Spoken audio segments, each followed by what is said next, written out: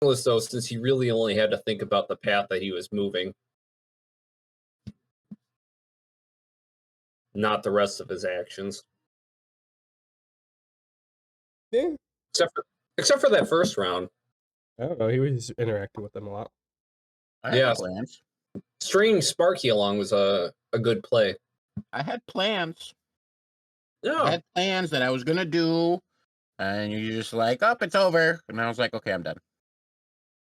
He didn't even activate his powers. I was running him on my super speed. Oh. Yeah, he really couldn't have done anything else because the way I set up the race, it wasn't normal movement. You couldn't sprint. It was just your movement modifier and a d20.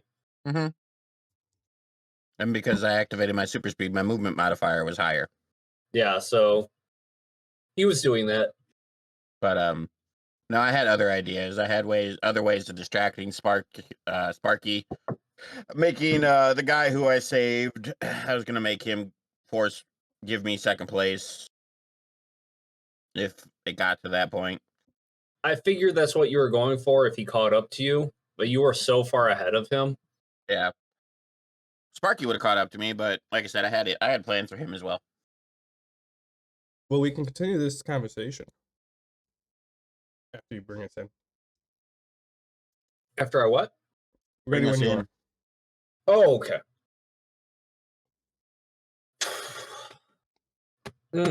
All right.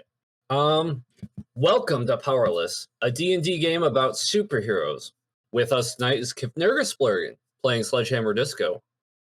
Bork, playing as Sparkstorm. Oh. Manbear, playing as Frequency. Woo! And me, Donnie Danger, as the DM. And last time on Powerless, our heroes woke up to their second event of ArenaCon. But before rushing into the racing event, our heroes had some time on their hands. Sparkstorm turned in the quest to the refugees and was rewarded with 2 dualium enchanting recipes and some faulty micro batteries. The batteries could power up any energy-based object, but could not be deactivated once used and would deplete within an hour after activation. Sparkstorm visited the black market vendor afterwards and explored the wares. He learned that his stock, the vendor's stock changes from day to day, but currently he has a full assortment of energy weapons and even miniature proximity mines that could be used to cheat during the racing event. Sparkstorm bought some mines and then visited the food vendor where he bought an energy drink. He let Frequency drink it for a +1 to movement and saving throws. Frequency, before the event started, saw that Lieutenant Liberty was handling Sparky. The dog was the force representative for the event, but Sparkstorm was Frequency is more interested in something he remembered from his world. He remembered a trigger phrase that General Justice used to turn Lieutenant Liberty into a killing machine. Hoping to use the kill phrase with the intent of having Lieutenant Liberty kill a competitor, Frequency shouted, "Kill, my angel," but succeeded only in drawing some awkward stares. Perhaps the kill word was different in this world, or simply wasn't a thing. Whatever the case, Frequency carried on with the event.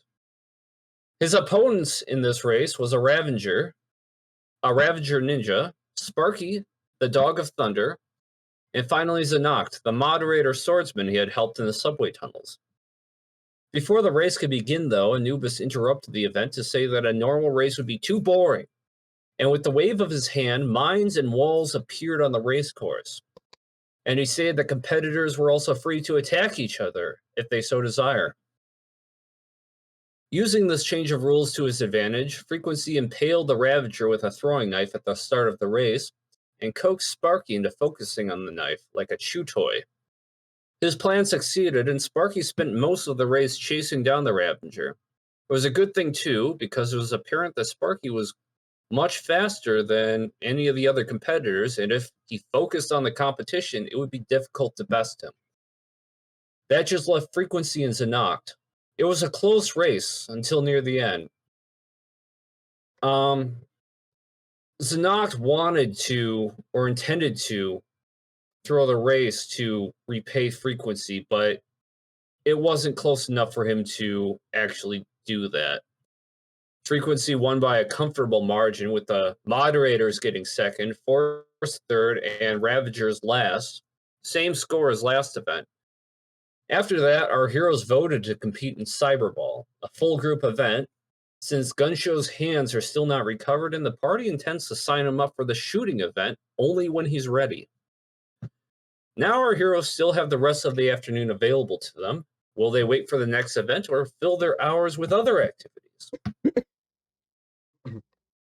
And so we continue the adventure of Powerless. So we can't actually start because I'm still wolfing my face down with the tacos. Have I ever shown you guys what the tacos look like before? No. Did I get from this place?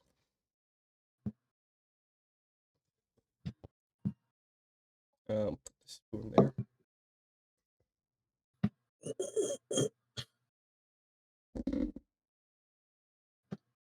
How about them? It looks good. I'm a bit spoiled because Jake and Ryan have been cooking me chimichangas for the past 2 weeks. Nice. Steak, cucumber, radishes.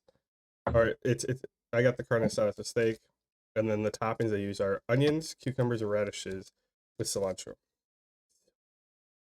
But yeah, well, I gotta finish these before we can actually start the session. That's fine. Are you in a rush to do something before the other players? No, I just figured that we'd start and we could have continued our conversation before we actually get down to business. Oh, that's fair. Yeah. Down.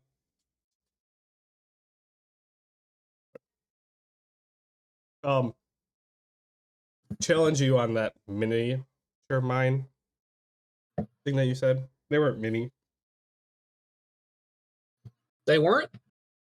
No, if they were mini, I would have given them to Gnome Face. It's frequency. My memory might be wrong. I thought they were micronized. I thought they were enchanted. They had 0 weight until activated. What knives? No, the mines. No, these Oh. were not enchanted. I had to enchant them, and I bought 3 of them. Oh, okay. I was hoping to find the enchanted one or the mini ones that I could give him and be like, yeah, if you need, just pop one of these down. But You don't even have the recipe for that enchantment yet either. Your recipes are just. well, I bought it from the person. I bought the recipe and a couple of the mine. Oh, you did. I forgot about that. I also wanted to I buy would- like 3 for $10 or something, and he's like, no, these are $100 a pop. Screw that. All right. Yeah, I forgot you got that recipe.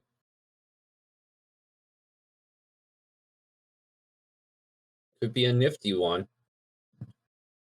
You guys could just carry all sorts of gear around, and it wouldn't weigh anything until you're ready to use it.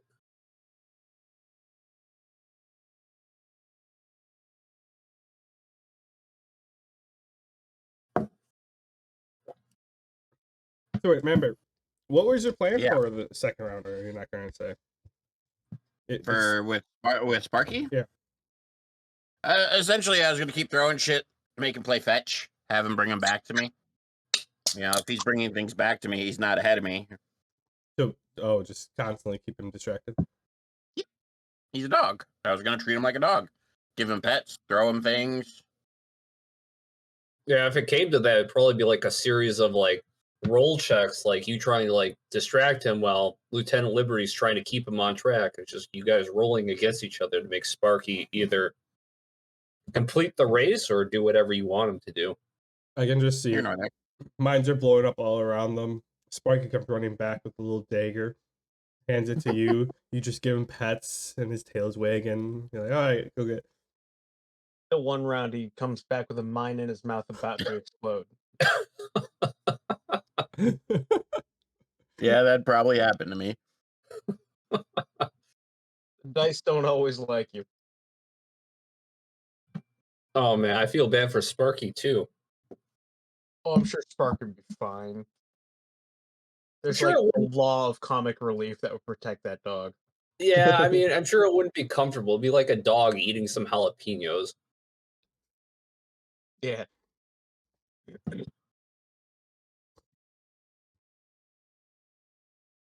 That's a thing, right? Dogs taste spice. Yeah. I don't know. All mammals have TRPV1 receptors. You what hurts? Not that mines are spicy, but you know what I mean. What kind of receptors? TRPV1, TRPV1. It's a nerve responsible for detecting heat that is confused by capsaicin. Oh. Okay. Yeah. I have those. I just choose to ignore those. Yeah, capsaicin was the only cool word I understood. Basically, it's what's on your tongue and mouth to be like, hey, this is hot. Don't eat this. Oh, it's also in your eyes, skin, other mucous membranes. Well, you've experienced it more with your tongue, hopefully.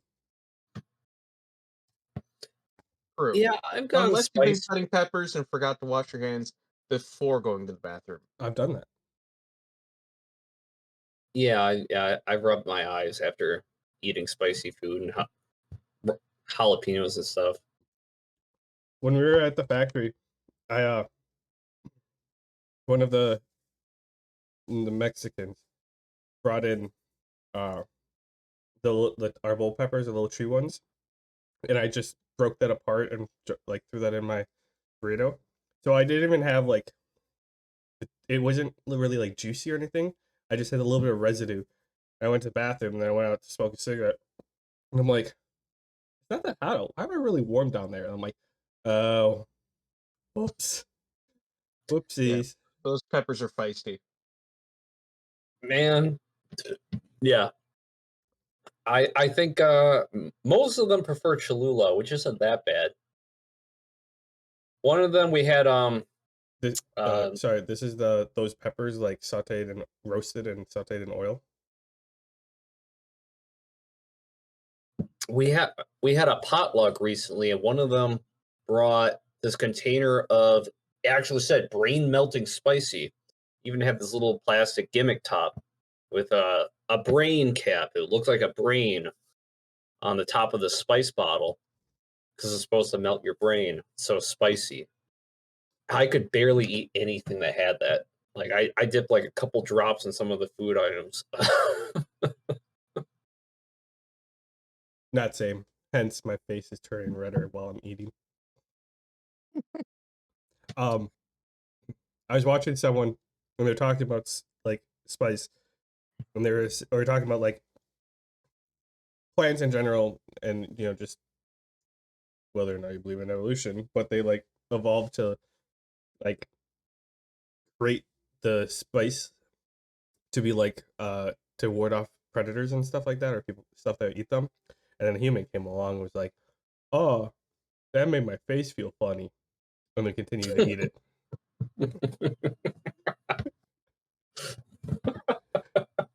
And now we breed them to be hotter and hotter and hotter. I believe the that. guy who created the ghost pepper was actually creating it for medicinal reasons. Mm-hmm. I actually watched a show on it. He was creating it for medical reasons. Like, I don't remember which big disease. I'm just going to say cancer because that's the only one that makes sense to me. But he was breeding the peppers for their ability to do something to this disease. And that's how I ended up creating ghost peppers. Huh. So that's not a naturally occurring vegetable. Gods, Oh, no. most peppers, like, we went ham with peppers. Like, there's a few of them that are naturally occurring, and they were just like, hey, what if they were worse? Well, it started Yeah, off this with pepper powder is something that you shouldn't play around with. crossbreeding, and then they moved on to GMOs by now to make them worse, right? I'm pretty sure. I imagine you could. I'm just waiting for them to start growing like meat plants, like plants that just have like big old fucking slabs of meat growing out of them. There's an issue with the way that animal proteins and stuff form versus like plant And I proteins. mean, it also depends on how you define vegetable. Anything I that saw I saw a meme, I think it was yesterday, that vegan plants aren't even vegan because they're growing organic plants aren't vegan because they're growing in they can't use manure or anything like that, but they use shrimp, like minced shrimp, to grow the plants, which is still an animal byproduct. I mean, that's weird that they have to use meat to fertilize meat plants, but like I guess I'm okay with it. No, not meat plants, doofus. Vegan plants. Oh, Vegan plants aren't truly vegan because they still have to use an animal byproduct to grow them. I'm confused. Vegans are people who won't eat anything that has anything to do with animals or using animal pieces or using the byproducts of an animal. I'm familiar with that, but why is vegan plants a distinct plant from normal plants? It's organic plants, organic vegetables. They're one of the keys to being an organic vegetable, and if you're vegan, you have to eat truly organic vegetables, is that they don't use animal manure to grow the vegetables, which is an animal byproduct. But they do use like minced up shrimp shells and shit to grow the plants, which is still an animal byproduct. So it's not truly vegan. Feels like kind of a pointless line to cross if you still have to use animals to fertilize your plants. That's the thing. That's the whole thing that vegans go around saying they're all righteous because everything they use, there's no animal suffering at all. There's no animals involved. It's all plants. I mean, animal shitting to fertilize your food isn't really animal suffering. That's still part of the thing they go against because Okay. it's an animal byproduct. What if it were human shit? It's still an animal byproduct. Humans are animals too, man. I don't know. I'm sure there's a very weird sect of vegetarians that and vegans that take that seriously. What fertilizes their I'm food. sure. I was saying I saw the meme and I thought it was neat because I've actually been preached at by vegans about how I need to go vegan and how I'll be so much healthier if I do. It's annoying. I've heard the opposite. All right. Before we get down too far, just like make sure you make the distinction between like a normal vegan and a Facebook vegan. The Facebook vegan is the one that will be in your face. Normal vegan's like, Yeah. I'm going to do this to better the world. If you ask about it, I'm going to tell you how it benefits, and move on from there. The Facebook vegan is the one who's just screaming at you. If you have any questions about the topic, watch Daniel Sloss. Yeah, I've heard a few stories of like vegans dying from malnutrition, which doesn't sound healthy to me. Well, that's just they didn't vegan well, and also it's like it depends on who you talk to. Because when I worked at the one place where we served food, someone asked me about honey. Would you consider honey? Would you eat honey if you were vegan or not? Yes. Technically, no. Would you? I'm saying if you were a vegan, would you eat it? Oh, probably, yeah. You need a sweetener. I'd have to talk to the bees and see if they were cool with it. I understand it's made by bees, but like I drink milk if I were vegan too. Then you would never be vegan. That's not that's literally not being vegan. The thing is like drinking milk, it's like you're directly pulling it out of a cow. Like picturing if everyone was vegan, those cows wouldn't necessarily be there. It's a natural body process for cows. It is, but at the same point, there's that, but there's also the point that farmers, and I know a couple farmers, they purposely keep their female cows pregnant, and then they give the calves, formula while they harvest the milk, and then they will impregnate this cow every year just so they can keep milking it. That's where the whole process of it being improper against the animals comes in. It's a bit of a moot point because I wouldn't be vegan anyways. That's also questionable Right. on what you're trying to say, because any milk produced while a cow is pregnant, they're not allowed to sell that. It's not used during like the milk that you drink, it can't be from a cow that's pregnant. But anyways, like that's a great line. Basically what I was saying is, the one person asked if she's vegan, and she asked if there's honey in there because she doesn't eat it. But then I talked to my other friend who was vegan. She's like, well, it not like it comes out or whatever. It's just like the bees make it, and then like if you move the hive, they're just going to make some more.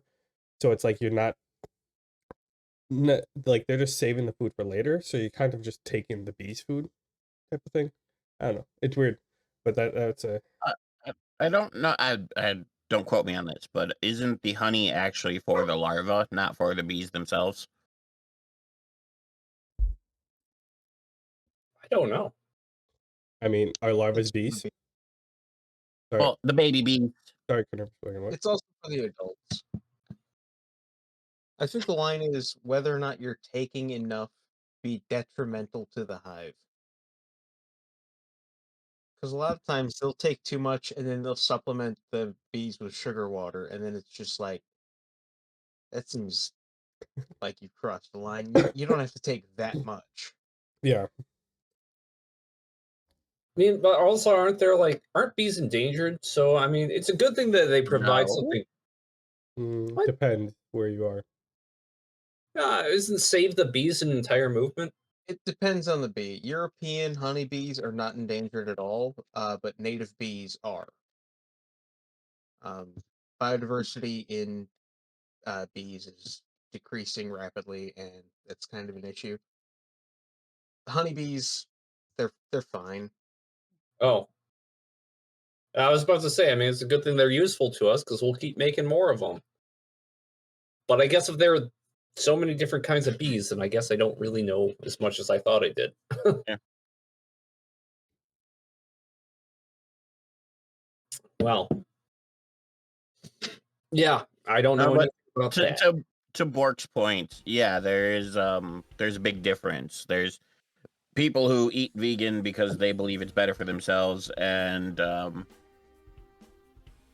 they believe it's better for the world, and that's fine. And then it's the people who like I don't know if you guys have ever seen her on YouTube, but the vegan teacher. Horrible person. Those are the people who are fucking crazy and make them all sound crazy. Yeah, the Facebook vegan, the one who tells everyone that they're vegan at any chance they can. Like I said, like I said, I was just bringing up the meme because I saw it and I thought it was neat, and I was like, to all those fuckers who sit there and are dicks about it. go watch the first special by Daniel Sauce. I think it's still on Netflix. He does a whole vegan segment on it. It's funny. But I will have to check it out. otherwise, I'm done eating, so I'm ready to go. All right. Unless you guys so want to chat about something else. No, I'll just close that statement by saying I always respected veganism. It takes a lot of commitment to do it. Definitely not something I would ever have the commitment to go through with. I wouldn't. So yeah, I wouldn't ever be fully vegan, but like, because eggs are huge. Mm-hmm. Because the one thing that that's very hard is like becoming full vegan is you kind of need an animal protein. It's something with like the membrane in your head or your brain needs like an animal protein of some sort to like help it grow or something, and you can get that from eggs. And ethically, like small farm eggs are fine. Like large corporate egg farms, that's the sketchy topic. a sketchy area, but like overall, I would see eggs falling in the same category as bees. Like they're gonna produce it, but if you don't grab it fast enough, then it's literally crunchy. All right. So All right, John. segueing back into the campaign. The race is over. In case I'm forgetting anything, we pretty much ended last session immediately after the end of the last race, right? I believe so. All right, so you guys haven't done anything. So, frequency. We already had a conversation in the room already. Oh, you're all in the room already. Okay, see, I forget these things. I believe so. I have to check the map. Hang on.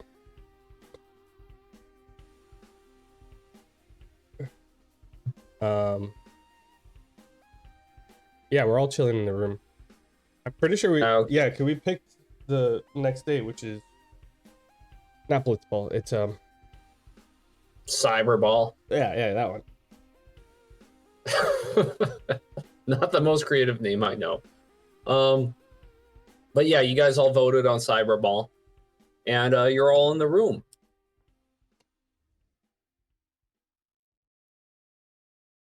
It's about, I'd say, 4 in the afternoon. Not late. You guys don't have the whole day ahead of you either, so. Are you sure it's that early? Say the race started around 12. Yeah, but I swore Sledgehammer, like I was hanging out with him while he was getting smashed for a couple hours after the race was over, before we met up with maybe not.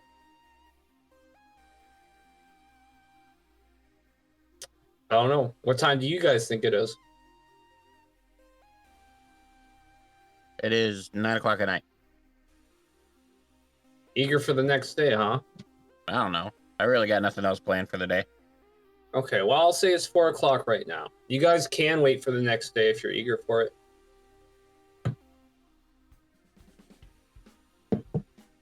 There's nothing wrong with that. Just saying you have time if there's anything you guys want to do. Of the various drinks I've had over the past 4 hours, were any of them decent? No, they all felt like cheap booze that somebody just thought of at the top of their head.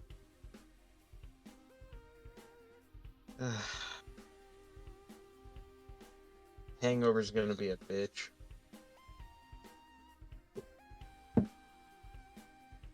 All right. You were drinking quite a bit after that race, weren't you? Before, during, and after. Sorry. Like the Kentucky Derby. The only thing missing was mint julep. Oh, I gotta go back. Yeah? Oh, I'm heading back to the bar. I just realized I skipped a mint julep. Maybe this one will be better than toilet wine. All right, so Sledgehammer Disco books it back to the bar.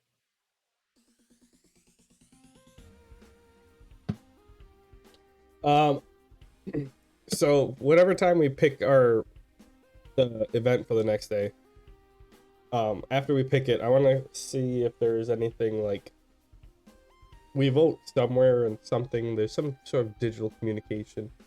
I want to see if there's any like rules and stuff to study about Cyberball. All right. You're gonna make your way over to one of the basic terminals. There's one on each quadrant, and they're pretty accessible. You don't have to go any weird for it. The closest one is pretty much right next to the bar where Sledgehammer Disco is ordering his mint julep, which, by the way, will be brewed with synthetic mint, not real mint. Best kind.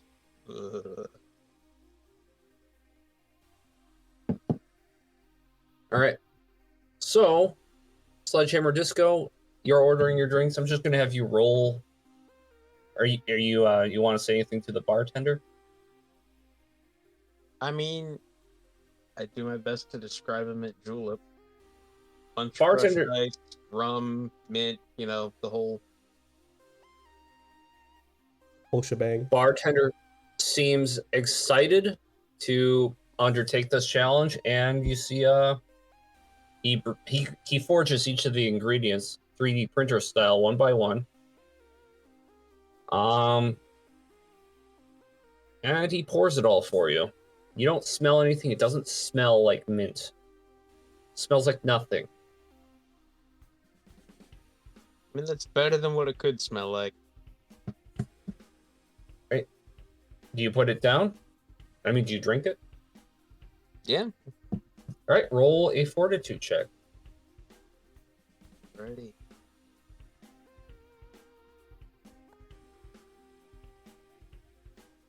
Dirty 20.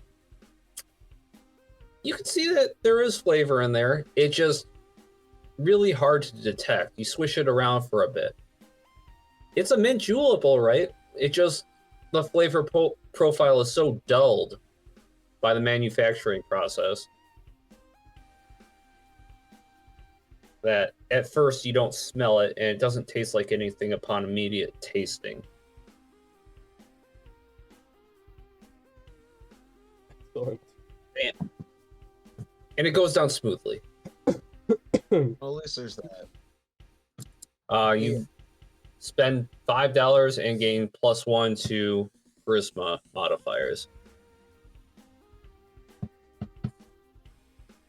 Spark Storm. Yes, You approach the terminal. I do that. All right. It's there. You see it's got a singular button to activate before the holographic interface takes play. I push the button. You push it and a screen pops up, and it's kind of like that movie where everybody's touching the screen. Minority Report. You got the screen, you got to wave it around and move everything. It's got events listed. It's got profiles for like big name characters if you want to learn anything about the reigning champion. It's got team rosters. How about you said it's like 4 o'clock? Yeah. I'll stay here until I'm hungry. I'll grab some food and head back to the room. I'm gonna use my genius brain and just start snooping. All right. Is there anything you want to immediately know right now? First of all, I want to see the rules of Cyberball so I can let my subconscious start breaking that apart. Then I want to look at the members that go through each of the members that we're facing. All right. Well, for Cyberball, I will pull you over to this map because you see a layout of what the game will look like. So we're playing Cyberball? I was right with my... Right. What were you right about? By calling it the wrong name. Blitzball? Yeah. Yeah, that's essentially what it was the last time we played it. Did we? Yeah. Yeah, you guys already played this minigame. This one's got a few changes. When Yeah, did we there's play 4 it? goals instead of 2. Undersea, it was a memory. We were the princes. Oh, so we literally were playing Blitzball then. Mm-hmm. Okay. More or less. You guys have already done this minigame under a different rule set. I don't remember it much, so new rules are cool by me.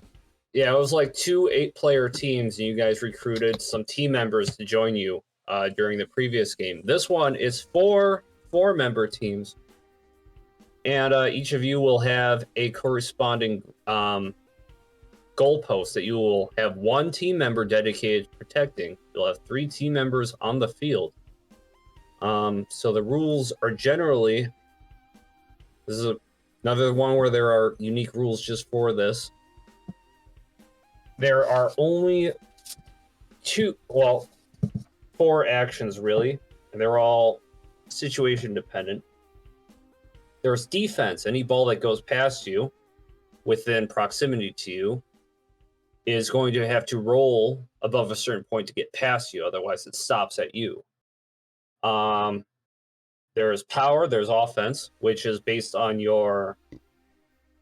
Do I have this listed? Yeah, reflex. Power effect. Power effect for kick strength. So you roll your power effect to determine how far your ball goes and how high somebody has to roll to stop it once it goes past them. You roll defense to stop the ball that's going past you and within range of you. And if your reflex is high enough, you can even kick it after stopping it. The reach for your character as far as how far you can stop a ball that's going past you is based on your movement speed. That's 1, and then another 1 for every 5 movement you have. So, a really fast character, any ball going past them, they have a chance to stop it. The goalie is a bit different. Whoever's assigned goalie, they just get a roll stop, even if it's outside of their reach. Okay. And so what's going to happen is every team is going to roll initiative, and team members are free to hash out who goes first in initiative once it's rolled, because it's just initiative for the entire team. So that's like team strategizing right there. Yeah, that's basically all it is. Oh, also, since it is a free-for-all, basically, it's whoever scores 3 points first gets first place, and then the 3 remaining teams, whoever gets 3 points after that is second, and 3 points after that is third. So that's how it is. You just have to score 3 points, and your team is basically done with the match. All right, I want to be aware of, similar to how you can, if you're on the boat and you're savvy enough, you can learn the secret ability, jet shot. I want to be aware for if that pops up, that I can do the right sequence of clicks to learn a special ability in this world. Unfortunately, the only mention of special techniques is praise for the reigning champion, Joser, the moderator, winning the last countless number of arena cons. There's no number listed. It just says countless arena cons. Joser has reigned supreme, and he has a special Joser shot. And you kind of just see him kind of leap in the air and Oh, does it play video? Yeah, there's video if you want to play it. I'm studying that shit. I don't think I ever really mastered the jet shot, because I know if you do it like absolutely perfect, you get the jet shot Mark II or whatever. I always only got the basic version. Okay, so yeah, that was how it was during my first playthrough. So I reload when you play it. When you're on the boat before you play Blitzball the first time, that's where you get Jet Shot 1. But Jet Shot Mark II comes later, or Jet Shot 2 comes later. I thought you could get it on the boat. No, if you get the stuff perfect, you get Jet Shot 1. Oh, okay. Well, then I'm fine. I got that. And that's a huge skill. I mean, you can win without it, but that's a huge skill while you're playing. Because no one at that level can. But yeah, otherwise, I got distracted by this, and I'm gonna loop that and then let my brain break it apart so I can attempt it tomorrow. Since this is basically all you're doing for the afternoon, I'm not going to make you make any rolls. This is your day. Yeah, like I said, I'm taking a couple 20s. I'm spending like 4 hours here. All right, so you're studying the Joser shot. You're seeing what this guy does differently. By the way, he kind of looks like some sort of exaggerated, like, super football player. He looks like a moderator, like a kind of like an advanced robot, but his armor is shaped like a football player's like padded suit with a helmet. Okay. and you just watch him repeatedly perform the shot, which has basically the defense rolls with disadvantage to block it once it passes through them. Cool.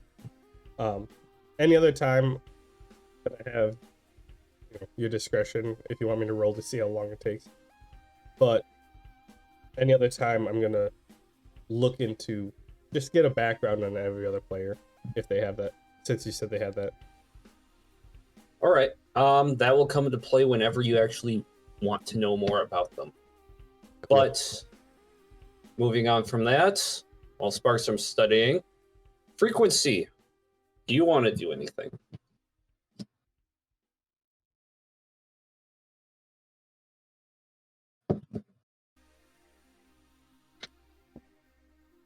Frequency? What? I asked if you wanted to do anything. Aren't we playing blitzball? No, Have this you is been before we go listening? to bed at night. Oh, I want to get some of the plastic food. That's about it. I gotta eat. I'm the only one that hasn't eaten. All right. Sounds so excited. Gotta love that plastic food. So you guys are free to ask for rumors or look around the arena or just eat. Plastic food. All right, $5 per meal. Do you got anything besides burgers? I have recently served scrambled eggs. My patrons haven't ordered it a second time. What about spaghetti? I don't know what that is. Noodles with the tomato sauce. I can attempt it. Go for it. All right. Are you going to See how try you and make 'em. elaborate? I mean, it's basically like an extruded bun with ketchup. Hey, Right. do not give the plastic food guy bad ideas. It's tomato sauce. Okay, Yeah, you that's what I need said. tomatoes. Like this guy's what goes into ketchup? The guy knows what ketchup is. It goes on the burgers. Knows don't what like- buns are. Don't It goes He on knows the what on my ketchup pasta. is. He's never heard the term tomato sauce. I explained. It's tomatoes that are cooked down slowly until they turn into a moist sauce. And then it goes over pasta, which is made from flours and eggs. Okay, if I told you that Splatz was something that's just cooked down and you put it in Splatzamatzer, would that make sense to you? If I could find something called click a blah blah blah, and I would attempt to cook it down into whatever the fuck that is, yes. He tries his best to interpret what tomato sauce is. He understands generally as some sort of red sauce. It's the same general ingredient used in ketchup. So he 3D prints you some noodles. Their thickness is, each of the noodles are about half an inch thick. Jesus. And the red Bad sauce, is extremely watery. Kind of figured that, but you can't really 3D print a sauce. Not with that attitude. He did it. I was trying to attempt to make him actually cook by giving him something that can't be printed. You can't cook without ingredients. He has no ingredients. It's not like I have any fucking tomatoes on me. He has to print the tomatoes. I know two of you don't 3D print much, but I'm just picturing instead of running PLA through his 3D printer, he's instead running TPU. It's the flexible like silicone stuff, and so like instead of just like printing it, he just like has it go out and just fall on the plate, go out, cut it off, and it's just a constant stream that just keeps cutting, and it's just just the wiggly plastic. Yeah, something like that. He just cuts out all these segments. They wind up on a serving tray for you. Says, "Does this match your order, sir?"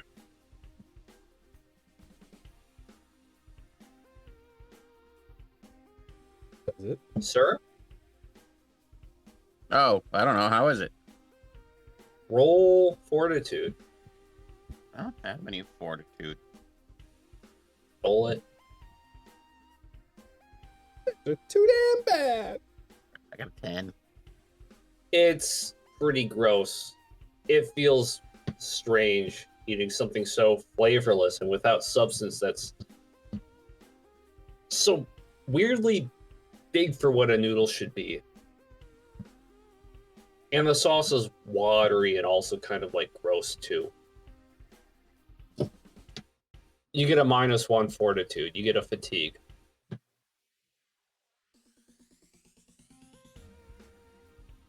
Hey, well, I'm not happy.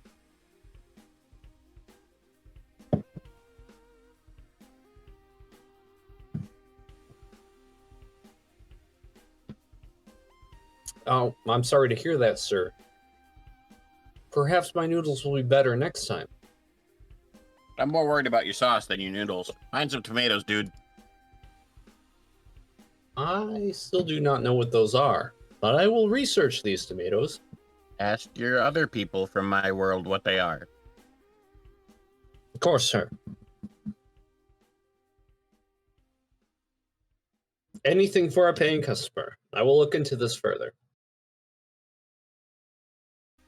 I mean, it's simple. It's just a berry from the genus Solanum. That's not What? dangerous at all. Just spin a wheel of Nightshade. Imagine Sledgehammer Disco just giving commentary since he's right there. Just strangely no. eloquent. No. The comment is, this guy wants spaghetti. What a jackass. Oh, wait, he's with me. Oh, no.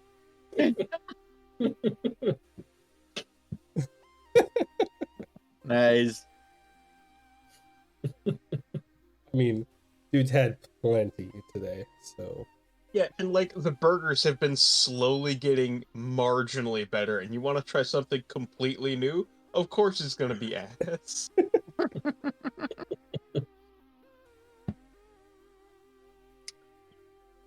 With that, you guys have anything else you wish to do with your day? That's it for me. No, I mean, when I'm done, I'm gonna go get some. Just try to get one of those bacon burgers that I got earlier. Worth a shot. Yeah, I'm gonna ask the barkeep where they got those Long Island iced tea cans from.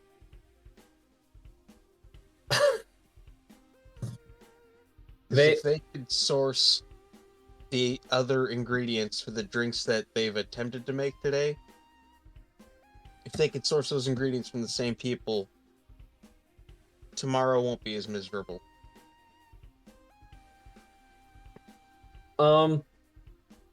He says they were actually provided here by some of the contestants here.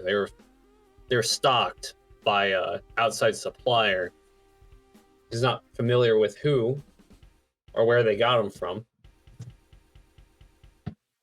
They're not 3D printed. Well, if they can get me in contact with the people that supplied them with that stuff, I'd be interested in getting more supplies sent over here. As I said before was that fellow over there.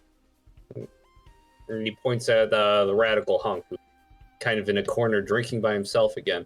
You want to switch us over to the other map? What map am I on? Oh shit, my bad. Oof. Thought I already did that. Big oof. Alright.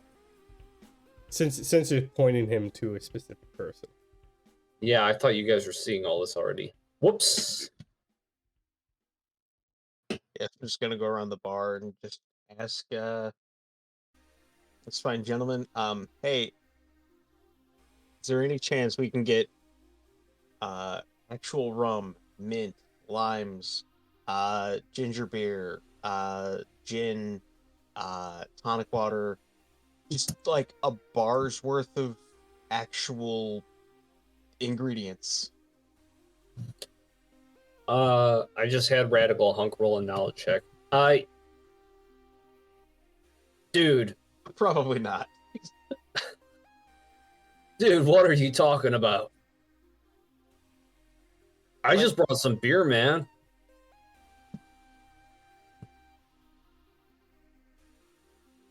I will give you $20 for a beer.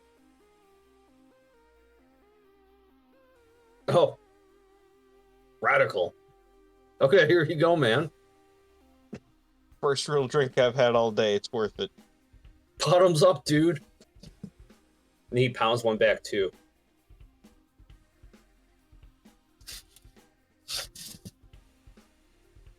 Oh, Lord. Your fatigue modifier gets negated by some actual normal beer.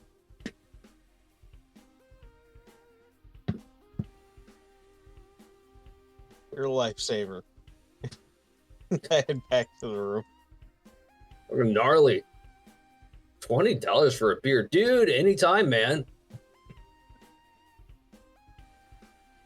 Where did I get these things again? Gonna have to make a Short-term memory run loss. tonight. I get it.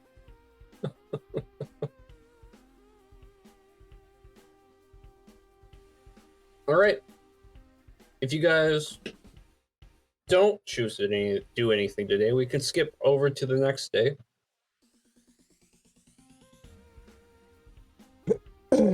No, I'm how much for a burger, right? $5. Let's see.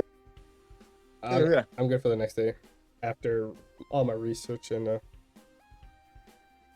good stuff. All right. You are knowledgeable about the players. Just keep in mind that all the information given to you about the players is official material. So it's only stuff that was provided by the Empire itself on each individual player in this tournament. I also took the opportunity to look us up. There's little to no information. You guys are the black horses of this tournament. But we're Technically- winning.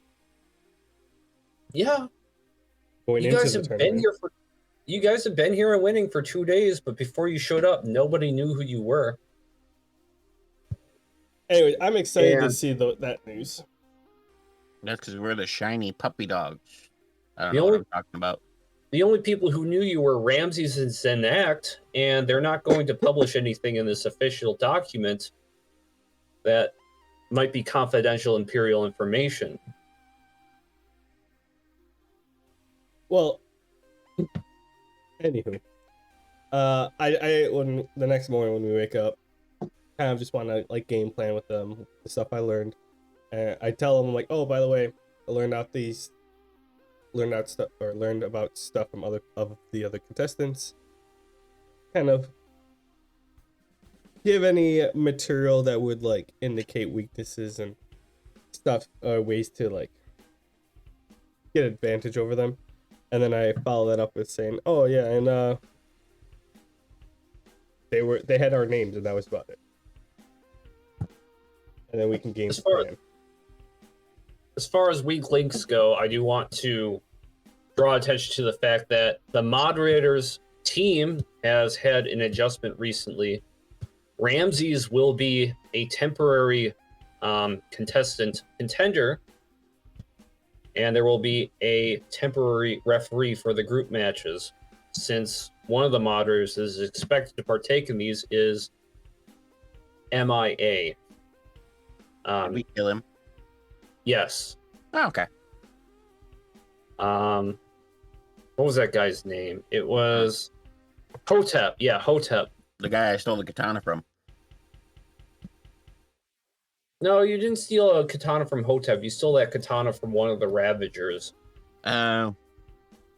Yeah, it was just a Ravager. It was just a big one. Big one with a big sword. Hotep was the guy that was trying to put down these Ravager raiders basically in the middle of the night, and you teamed up with them to kill him. Please And then you give us fried the Ravager. give us more of a backstory of a recap of what happened, for everyone's sake, if you can.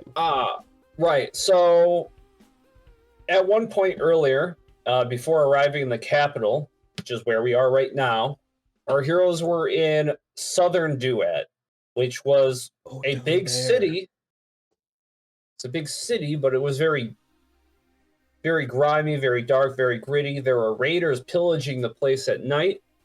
There's no natural moonlight here, so nights were pitch black. So these raiders would have their own light sources that they would go out and just scavenge materials while everybody stayed inside. Our heroes decided to venture out one night, and they found that one of the moderators, basically these powerful champions selected by the gods of cyberspace, Anubis in this case, they found one of these moderators, and he was fighting a group of Ravagers. Instead of siding with this moderator, our group sided with the Ravagers to kill him. I forgot about basically. that event. I remember that now. I remember it, and I don't remember it at the same time. It was kind of a small event in the things, but I don't actually remember killing the moderator. Didn't we talk to him? Nope. And then I poked him in the head, and he freaked the fuck out? Nope. No. You guys teamed up with this Ravager group that was led by another very suspiciously powerful Ravager. You killed him, and this Ravager leader explained that he himself was a former moderator. That's what it was. He did not have the blessings of a god, therefore he did not have the full power of a moderator. He was not working for Anubis, who is the only active god in cyberspace. So... I poked him. Yes. You guys offered to free him from his programming restrictions and let him use his full power, using the power of your Star Force of Freedom. It didn't go very well, if I remember correctly. It did not. All of these moderators are have built-in safety features, firewalls, to prevent them from accessing their full power without a god. You like poking people. So even though you had the Star Force of Freedom, and you could free him from whatever restrictions he had mentally, these firewalls were built into him by programming. This isn't something that was based on his will. It's just part of him. So once you released his full potential, he basically had a meltdown and died. Yeah. Way to give him that sweet release, man. Hey, death over imprisonment. He was pretty eager for it. He was pretty eager to have his full power back, just at the snap of his fingers.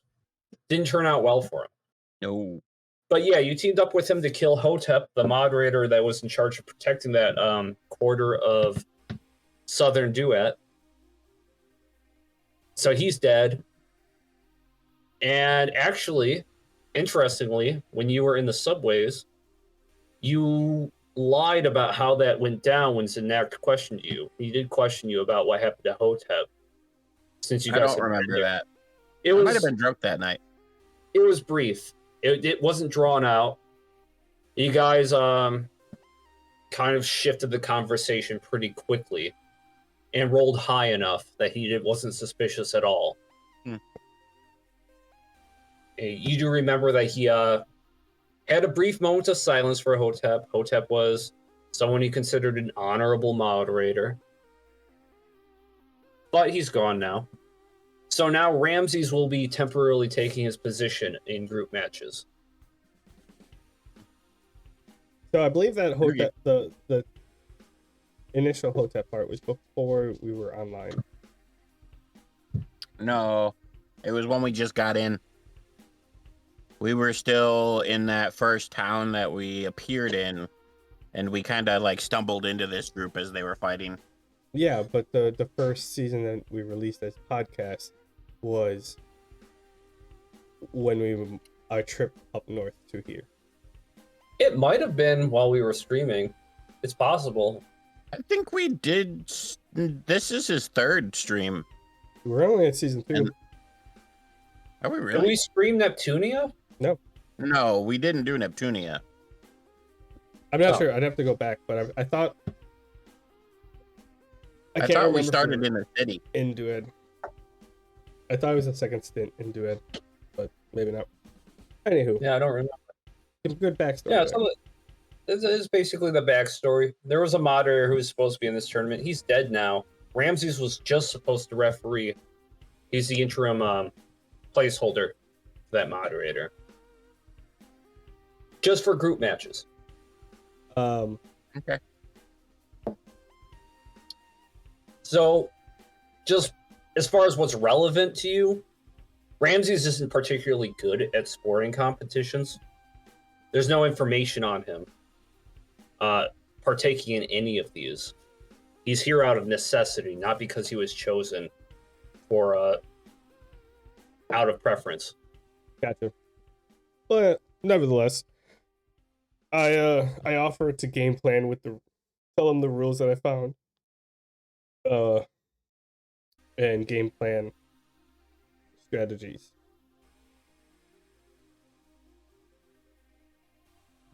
Right? Does anybody have any specific questions about any of the competitors? Nope.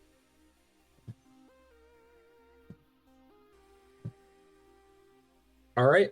I will also say that the Ravagers are fairly Black Horse contenders. There's not a lot of information on them either. Their team leader isn't mentioned at all.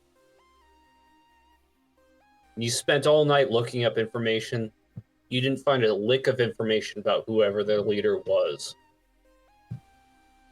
We've dealt Sparkstorm. with our fair share of Ravagers. We're not worried. Are we taking all our normal gear in, or are we? Gear isn't going to be relevant for Cyberball. It's going to be based on your saves and your raw stats. God. If you have energy drinks or buy sports paraphernalia by any of the vendors specifically for this tournament, that could change. But by base rule set, it's just your modifiers. May go snag an energy drink before on our way to the competition. Wouldn't hurt. Oh wait, I have one. Never mind.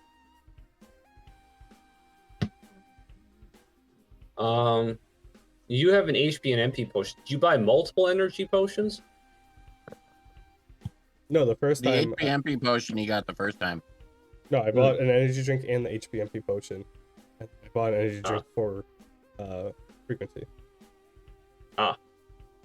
Right.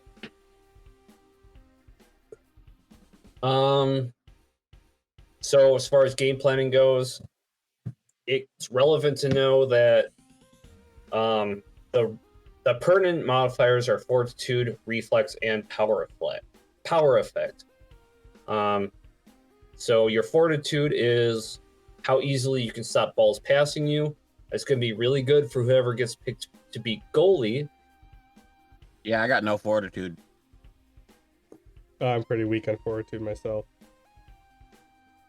What's gun show's fortitude look like? +4. What's your fortitude, Disco? Just my fortitude bonus or my roll Just bonus? your bonus. 5. No, Disco would be the lead choice there. right.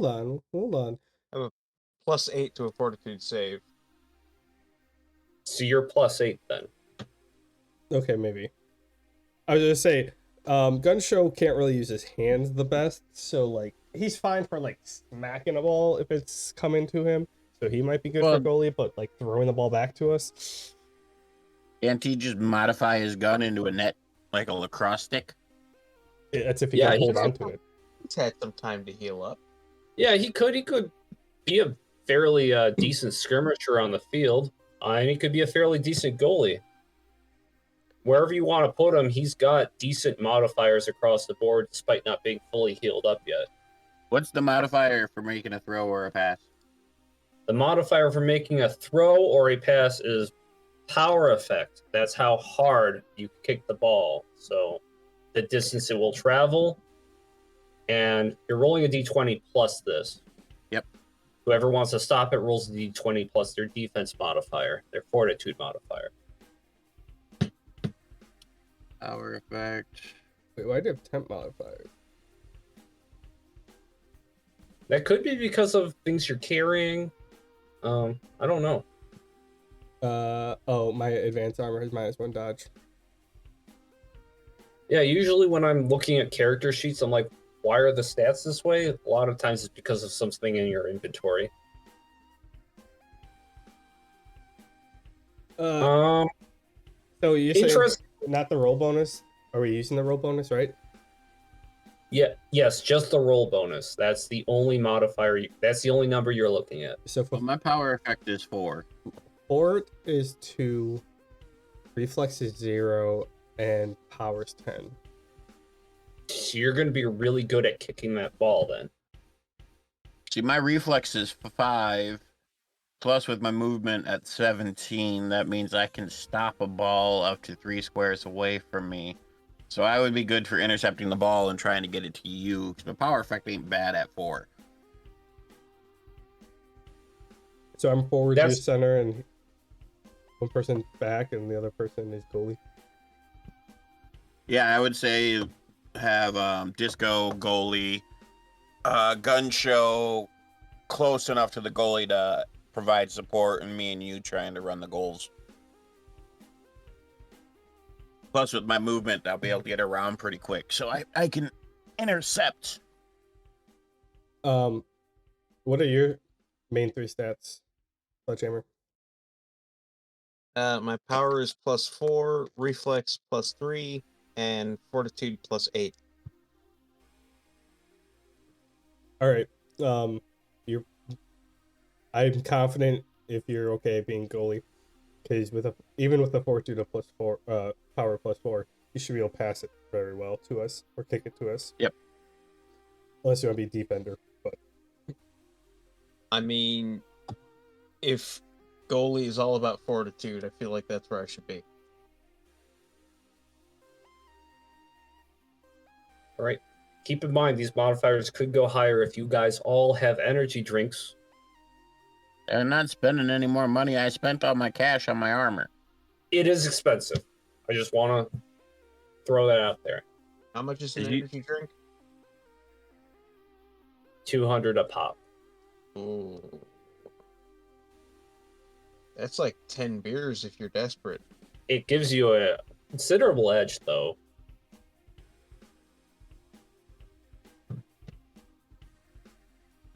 I think I'll make a good mid even without an energy drink. I can move well. I've got enough power to make the pass. The biggest thing Yeah. will be stopping the ball for me because I have no fortitude, so I'll have to do a lot of interception. Yeah, I think I can make this work without edging. Besides energy drinks, there is also the merch vendor, who does have sporting event specific apparel. I'm still not cheating. Okay. Well, cheating specifically would be the black market vendor. He has stuff for that too. All right, so you guys are ready to head into the tournament. Actually, before we actually head into the tournament, the morning of the tournament, I do want to go by force area, and I kind of want to go talk to Sparky. Like I'm gonna ignore literally everybody else. I'm just going to the dog. I'm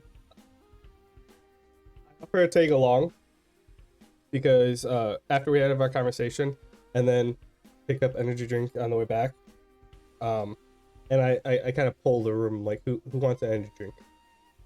On me. All Right, the force members kind of look a little awkward. Oh, Lieutenant I'm asking Liberty them. kind of. I'm asking our group, like out of our 4 people, who wants energy? Before we leave, he's saying On like the he's way back. asking Oh, I thought you were offering the force soldiers. No. Okay. No. I'll pick up 4 on the way back. All right. I'm gonna walk in with frequency if he's okay with that. Yeah, fine by me. I don't know where my token is. Where's my token? Boop. You make your maps too large sometimes, Donnie. I have to It's literally shift my screen in order to get my token to move. There's a lot of shit I try to cram into these maps. Not bad. No, so like I said, like I'm legit ignoring everybody else, and I'm just walking up to Sparky.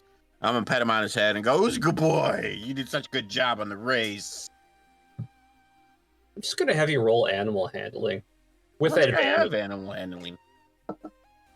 Can I assist? Yeah, you can assist. Oh, I do have animal handling. Holy shit. What do I do for assisting?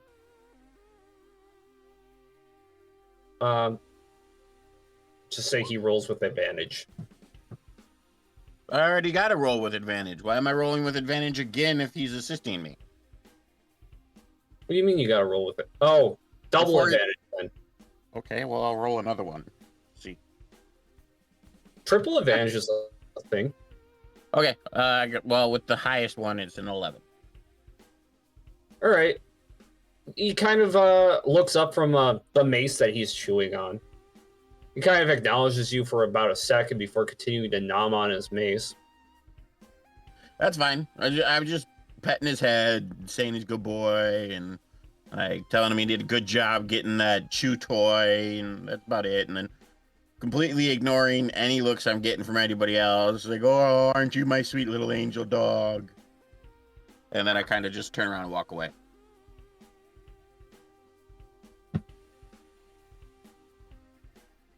The nameless force agents, and they're just staring, don't have time to react. They're very confused. Lieutenant Liberty, So for clearance, because I know we did talk about this earlier, I'm doing this as a way of negating some of the heat on me for basically trying to program Angelica to kill my opponent. And basically, like, and I was calling the dog my sweet little angel. I wasn't talking to Angelica. That's the intent I'm trying to push forward here. okay. That being the case, though, Sparkstorm, you are there with him, right? I'm kind of just chilling next to him. She leaves the room before, well, you guys leave, and she just asks if you have time to speak alone. Me? Yes. I want to go to frequency. I'm like, hey, how much time do we have before we start? And I kind of give like a little like head notion of like, because he knows this side of her more, and be like, hey, is this a good idea? I kind of just give you a little bit of a shrug nod, as imperceptible as I can, but at the same point, I'm still petting the dog in this juncture before we leave. So I just kind of give you that weird little, yeah, go for it, and then I'll say, I think we got like an hour. In that case, I'll be like, yeah, I got time. Sweet. All right. She kind of just leads you over to like the bleachers a little bit over this way. There's nobody seated right now. She doesn't want to be around all the other force agents. I go sit next to her. Or stand next to her, whichever one. So, Sparkstorm, I know I've told you this. This place, something about it, it's messing with the things I can remember and the things that I can't. Something your friend said felt weird to me yesterday. You probably didn't hear it since you were not right there. It was just the competitors who heard it. He said, kill my little angel. I look concerned and like quizzical, but concerned at the same time. Really? Yes. Like, how did it make you feel? Or how did you feel weird, differently? It felt, well, it was a lot because my father used to call me that. He hasn't called me that for years, though. My little angel, that is, not kill. I clarify, or actually, yeah, I'm assuming you're talking the one from, wait, Century City, yeah.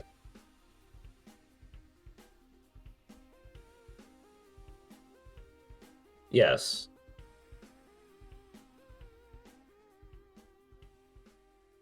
She's talking about General Justice. like, he used to call you that? Why did he stop? Two-part question.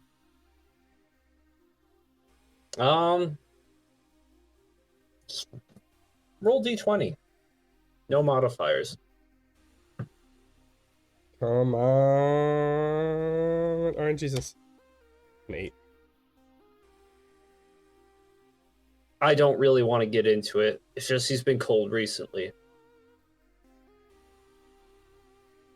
But he used to say it to you often?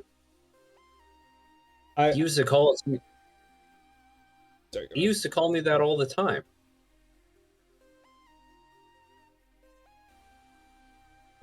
Excuse me. my meta brain is messing with my thoughts.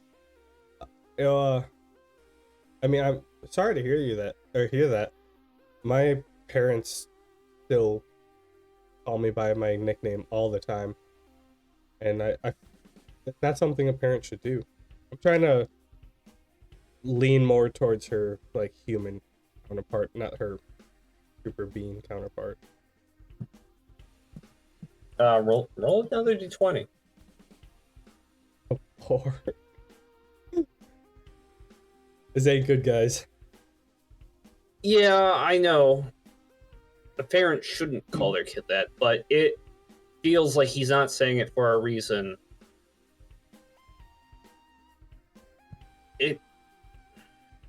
Something about that phrase and what your friend said feels wrong. It makes me feel, I don't know, angry. It's dumb. So knowing that Frequency knows her from a different dimension, and she's having conflicting aspects, I understand that it's conflicting. It seems like it's not she still has memories of back then, but it's not like the actual phrase that is causing her to lose her memory now. No,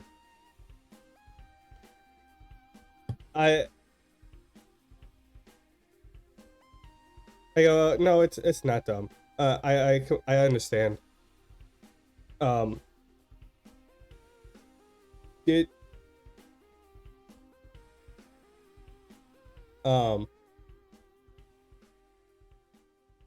shit. How am I trying to say this? He didn't use it when he used to call you that before. It was more general, right? It wasn't like in certain scenarios. It was general. Come home with good grade, I was his little angel. Make a mess eating food, I was his little angel.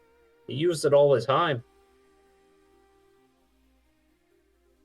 Of course, I'm older now, so one of those things doesn't happen as often. I'm guessing she doesn't make a mess of her food. Yeah. Has he called you or said anything else to you that has sparked similar feelings? And No, he's barely talked to me recently, actually. Although, the way this whole place is, maybe I'm just not remembering things right.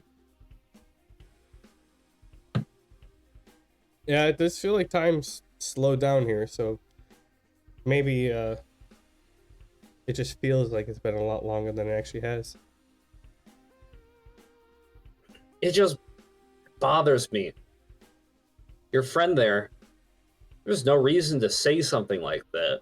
It was completely unprompted. And it made me feel this way. There has to be a connection somewhere. Well, He had to have meant something by that.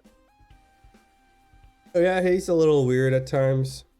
I think, I mean, he's a big lover of animals. I'm pretty sure he was just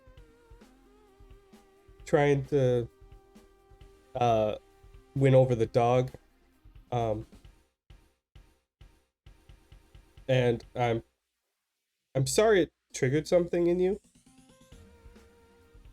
I'll make sure I go tell him to be careful. You don't have to tell him anything. We can forget all of this. It's all so strange. Just being in cyberspace, this place alone is strange enough. Well, okay, I'm not gonna forget all this. This is a lot. Hope you understand, but, yeah. If you have any other thoughts like this, feel free to reach out. I will. Maybe my mal-communicator will start being able to work properly once we get away from this place. Yeah, we can hope. I would have just mal-texted you if I could. Instead of iMessage, mail message. It Yeah, doesn't have anything to do with malware, does it? made by Dr. Malice. So the illumination in this place, is it electric or gaslight? I think it's all electric. Oh, okay. I got a vibe.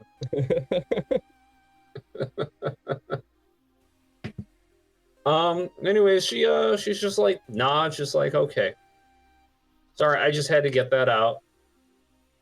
It was just too weird not to mention that and how it made me feel. I do appreciate you bringing this up to me. Yeah, I would need to talk to someone else if I was in your shoes. I kind of want to reach out and like grab her hand and actually like make physical contact this time and be like, it'll be fine, we'll get through this, but seriously, if this happens again or something like this happens again, let me know.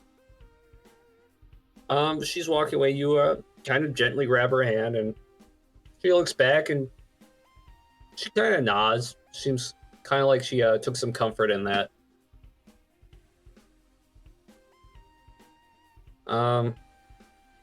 She lets go of your hand and enters the fourth quarter again.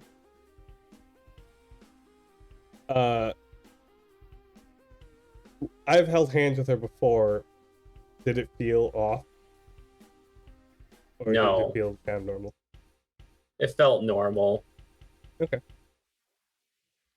I'll meet up back with Frequency and be like, oh, that little stunt you pulled triggered some feelings in her. FYI, as we're walking back to get the energy drinks. Well, were those feelings of anger and wanting to kill people? Something like that. Maybe not at that extreme. Well, again, from my dimension, things may be different here. I'm not 100%. My information has not been completely accurate. But she would often go into killing rages at whoever was targeted when her code word was said, or code phrase was said in my dimension. And it took us knocking her the fuck out to get her to break loose of it. From what she told us back then, at first she didn't even realize it, but then she started to notice there were times in her memory that were missing. So we might be at the beginning onset of his hypnotization of his daughter, in which case we could still save her, or it might not happen here. I'm not really sure. I feel like I was thinking personally it was the former, because I don't know what has happened, but this may sound weird to you, but I feel like we're in the dimension that precursed your dimension. Because I mean, it could be. She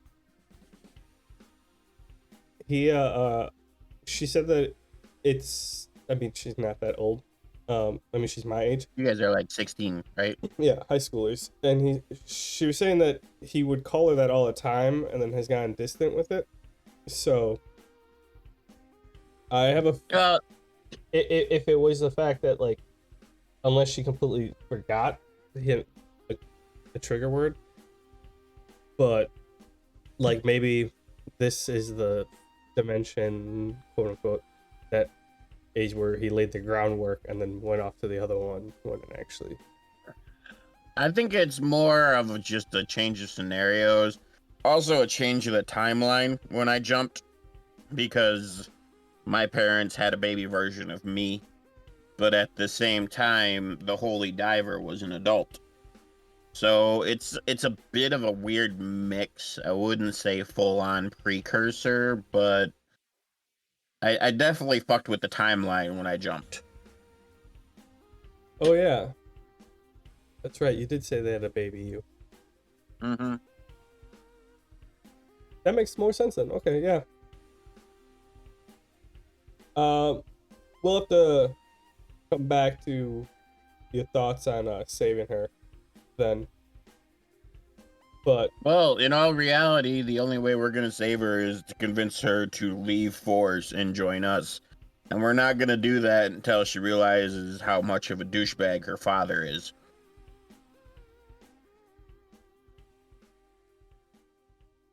yeah, probably don't have time to talk about that now and probably just get on to the event. I mean, it's been a while. Yeah, you're probably right. All right. So you guys are pretty much prepared to take on the competition. Mm-hmm. Right. Sorry, I need an intermission. Got to use the bathroom, grab another beverage. You're not allowed. Hurry the hell up. I really need to go. I'll do the same. I'll be quick. I need more water, anyways.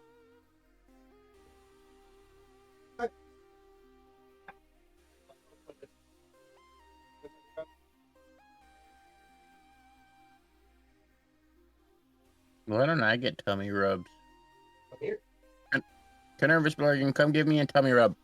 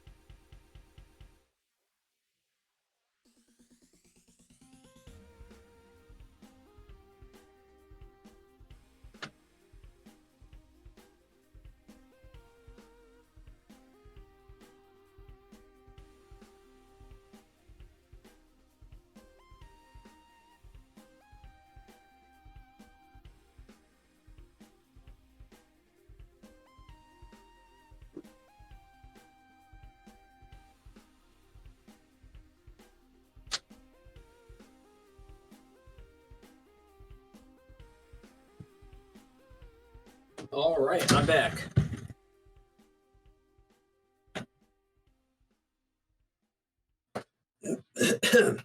Are we all here? I am. Most of us. Are we talking mentally, physically, or emotionally? Uh, I mean, we'll start with best of physically. three. Best of one, two of the three. I'll take that. I'm here all night. I'm here all three. I check all the boxes. D&D all day. Good. You go. All right. I already withdrew the money. I'm buying 4 energy drinks. Gonna divvy them out in the room. Okay, look at money bags here. That's going to be. You buy one for gun show as well? Is he participating? Yeah, you guys want four members for your team, right? Because that's what everybody else has. Yeah, if he's participating, I'll buy one for him. He can be on his own during his event, but it's the first group event, and kind of want to go out and bang, you know? 4 energy drinks, that's $800. Yeah. All right, everybody gets +1 to all of their modifiers and a +1 to their movement for the duration of this event.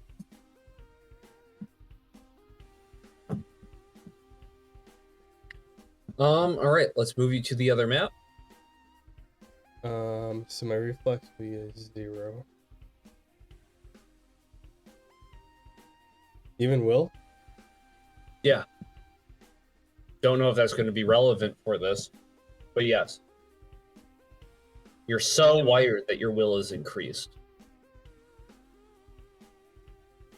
I am unable to move my token. Oh. Okay, well, I put this on the map. Here you go. Here he is. Can you control that? Frequency, get off him. I will turn this stream around. No, I still can't control him. All right. I'm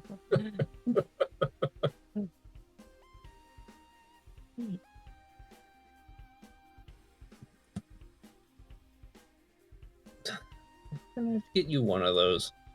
Hey, There you now go. I can move him.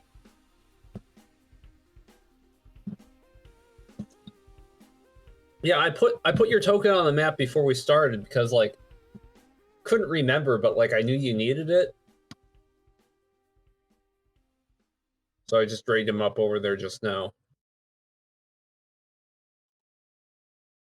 You're gonna have to create an actual character sheet at some point. I forgot how all that works. Anyways, Excuse me. So let me say here, we got this big green circle right here. Anybody who's not goalie has to start somewhere in the big green circle, somewhere outside the little green circle.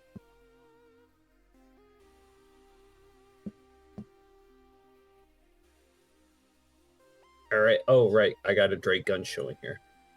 Whoops. Oopsies.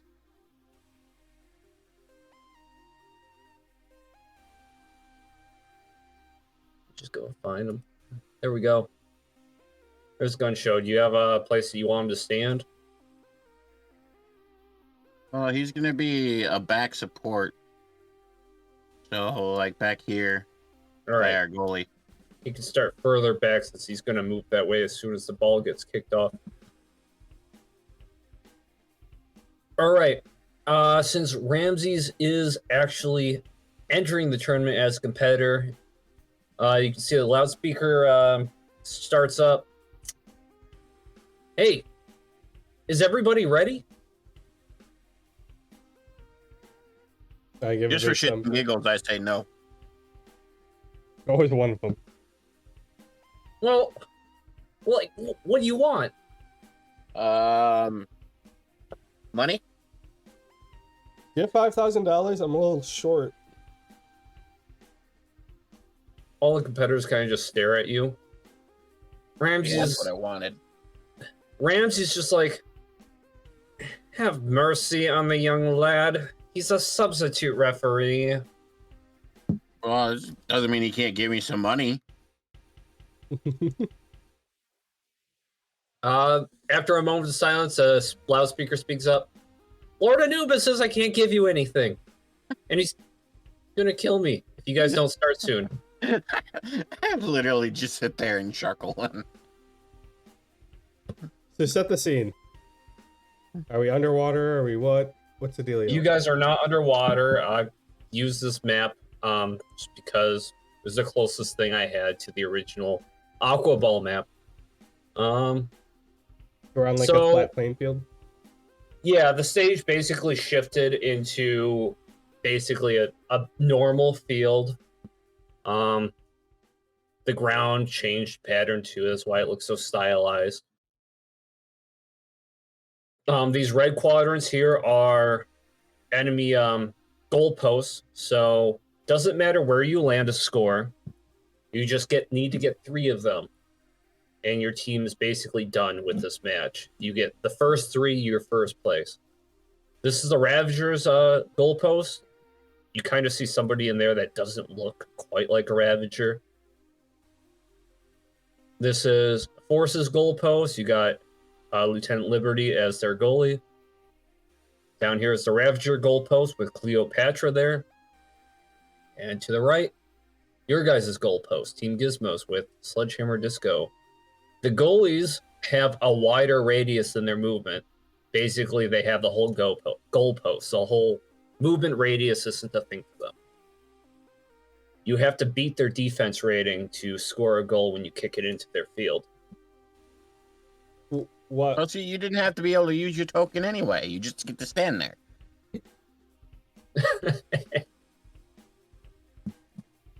Well, wherever he moves it is actually sort of relevant, because if he decides to kick it somewhere, it's going to be coming from wherever he's standing. Okay. While they're like, since we pre-gamed and whatever and stuff, I want to go to frequency and be like, so which goalie looks like the weakest link?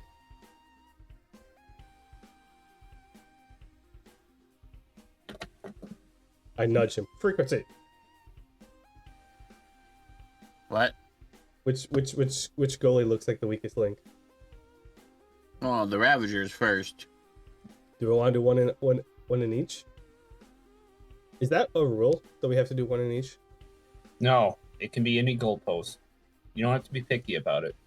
Can we knock teams out by scoring on their posts? No. Can we knock the goalie out by hitting them in the head? No. Actually, this is one of the few events where you guys cannot just kill other competitors. Damn.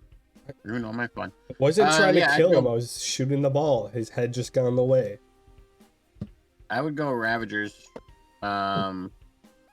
Angelica Justice or Lieutenant Liberty is basically fucking beefcake defense, so her fortitude's going to be pretty high.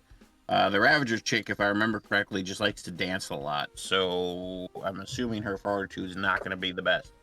That's the moderator one. You said Ravager.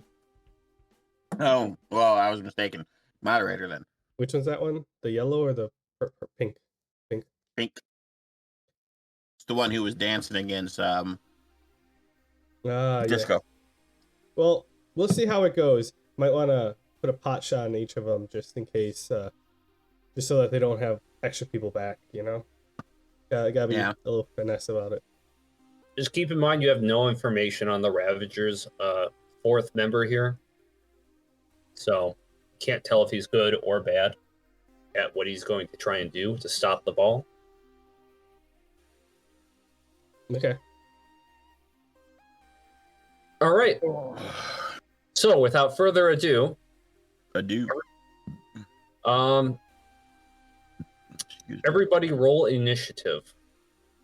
Or, no, designate one member of your team to roll initiative. My decisiveness is only 3. I'm actually not that great at initiative. My decisiveness save total is a 1. What about you, Disco? Gun shows +4. Mine's just a 9. Hey, Disco, roll initiative first. Is that a +9 or It's a +9. Yeah. Go ahead and roll Okay. that. you can be our captain? If you Yeah. insist. The captain a lot of times isn't the goalie. Is the goalie. They can see the whole field. It's a 15. Good start. Not Good start. bad. This is a good start. I rolled a 6. Hey, Ravagers get a total of 6.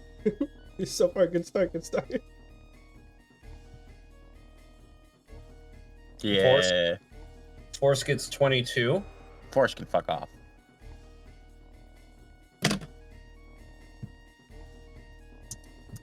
Well, I didn't roll above a 10 earlier, so.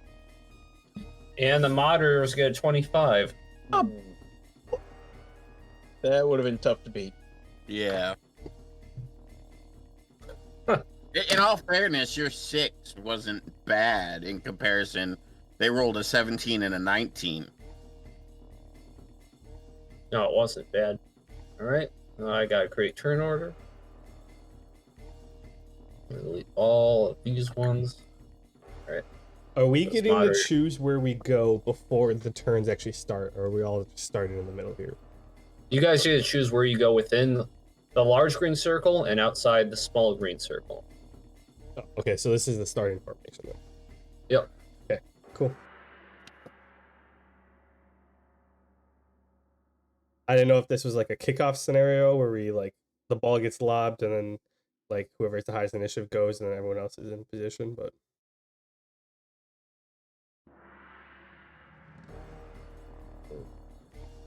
This might take a second actually adding all these turns. Give me a moment. And then why don't force you this just up next. do the captain of each? Oh, I've already rolled initiative. I just got to add them all to turn order. Yeah, I meant why not just roll the captain of each team, and then you know And then that have that each team's going. team. Oh, I So- could do that. That way you don't have 12 turns. You just got 4. Let's see how this goes. I mean, it'll just be on you to remember that to move everyone on your team, or not. But I'll take that too.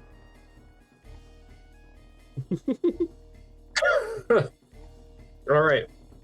So we got turn 1 with the moderators. That's Cleopatra. She holds still. Then we have Joser, the team captain for the moderators, who you have not seen yet. Sparkstorm has seen plenty of him watching replays of his Joser shot. And he Horrible. he takes aim to shoot 1, 2, 3. He moves over here. And Okay, hold on. I know you got a whole thing set already, and I don't mean to interrupt you. But I understand that they get to go first, but shouldn't we roll something to see who actually snags the ball? And then that way, the turn order, they have to actually try to steal it or use it or whatever. You know what I mean? That was kind of the whole point of rolling team initiative. Oh, okay.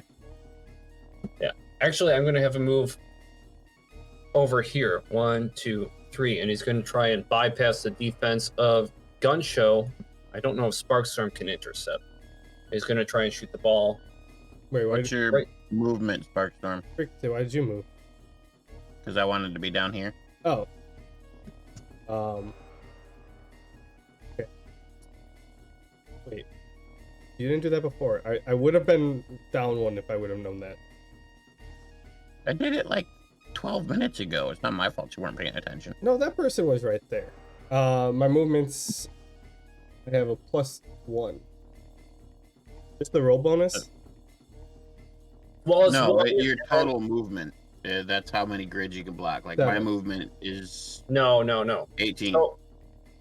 So it's a radius. You get a radius of 1. Anything passing adjacent to you by default, even if you have 0 movement, you can intercept. If you have 5 movement bonus, then it's a radius of 2. Okay, well, You got a 10 movement bonus, then anything 3 I thought grids you away. said total movement, not movement bonus. it's total movement divided by 5. Yeah. But my movement bonus is 9. My total movement is 18. There's a big Okay. difference there. That means you it's get either 4. 1 or 3. Then Four. you get a radius of 3. Okay. Wait, you round up, right? Oh, down. Sorry. Yep. I get a 1. Wait. No, 2. You start with 1, so you would get 2. I'm a 7. Mhm. Yeah, so you'd be Yeah. a 4. Yeah, I would. That's why I was saying round up, because you start with 1. Yeah. So yeah, you round up. So that means I can actually intercept as well. Roll a d20. You might not have to roll high. The ball gets over here. Well, All three of Here. us? whoever it passes through.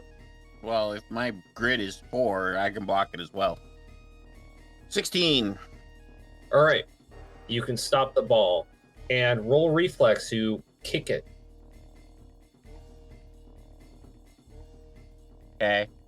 Yeah, there are 2 rolls. Fortitude to stop, and if your reflex is high enough, you can kick it What if you want to outside catch of it? your turn.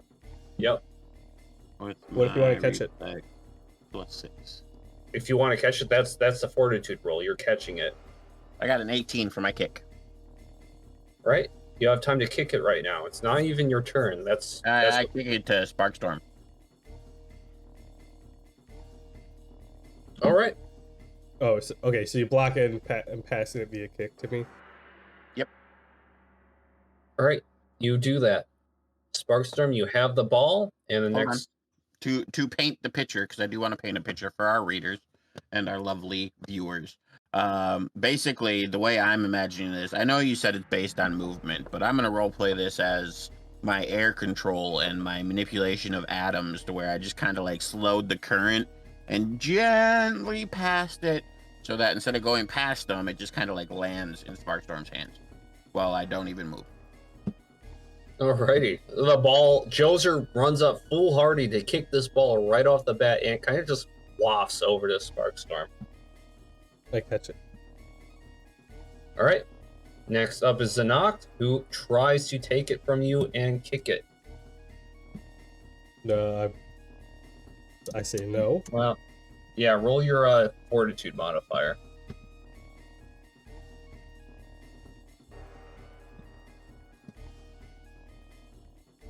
Oh, I gave myself a +1 in speech and not fortitude. Whoops.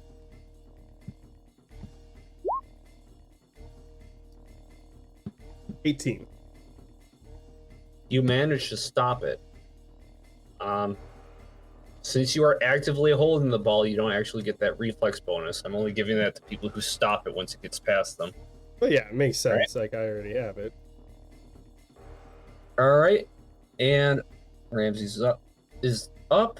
He tries to continue making that pass. Wait, wouldn't the ball be on me or next? Yeah. How is the situation with the ball in the grid? So as long as you're adjacent to it, even diagonally, you can shoot it in any direction other than behind you. Well, if he passed it to me, could it be in front of me instead? Yeah. So can you move it up? I can't move it. Let me change that.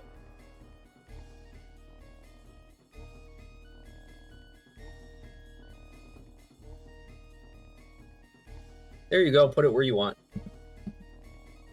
No. I'm good. Ramses was here. Can he do anything? What is that middle circle, by the way? That's where the ball will spawn once a goal is scored. Okay. He goes up and tries to shoot it into the force corner. But aren't I holding it? Yeah, he's trying to kick it out of your hold. So you roll fortitude again. 5.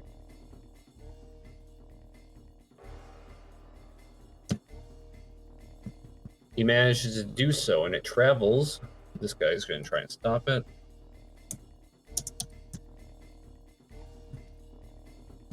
He doesn't stop it.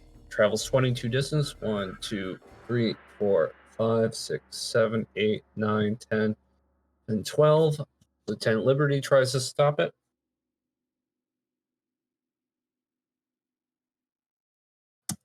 How are we attempting to make a goal and it's not even our turn yet? I missed something. No, he's attempting the goal. Oh, okay. He You kicked it stole out the of my ball hand. from you? Gotcha. No, he didn't steal it. I was holding it and he kicked it Mm-hmm. while I was holding it. I guess I was teeing it up for him. He got a 22. Damn, that's really high. Yeah, it gets Yeah, past. I got a 15.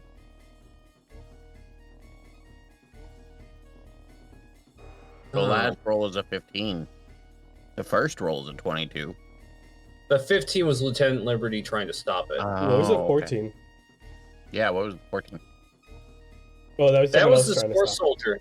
That was his full force soldier trying to stop it. Oh. Oh, actually, Sparky could have tried to stop it too. I guess I'll have him roll too. Sparky's got more movement than I do. Sparky would have failed anyways. Everybody failed to stop this ball launched by Ramses. Oh, look at that underdog pool shark. Yeah, Ramses is he's not even good at this. He scores the first goal right through like some pretty good players. So score 1 for the moderators. Fresh What balls. about the radical hunk? He was right there. Why couldn't he try to stop it? Oh, I didn't see him.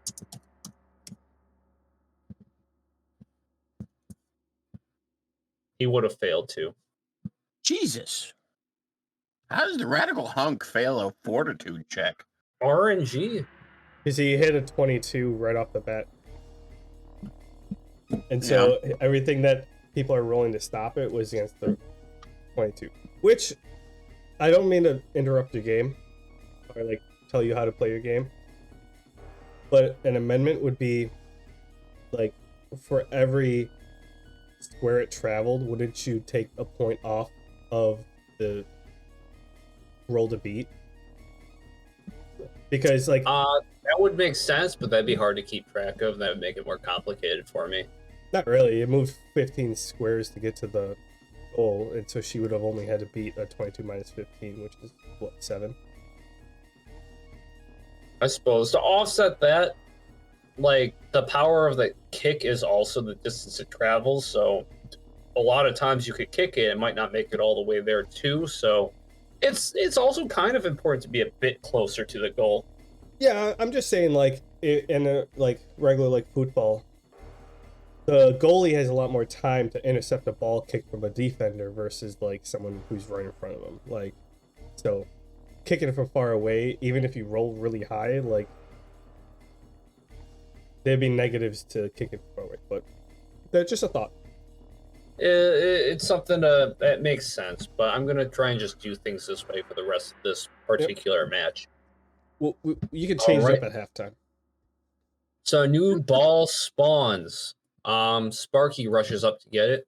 Moderators are at +1 already, right off the bat.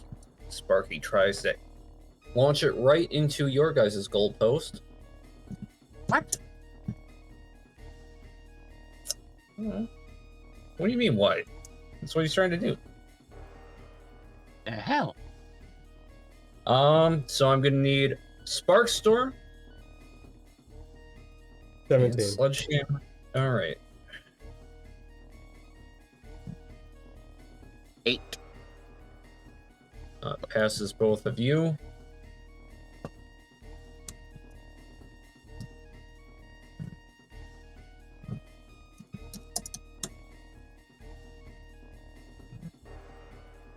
It matches Gun Show, so they both.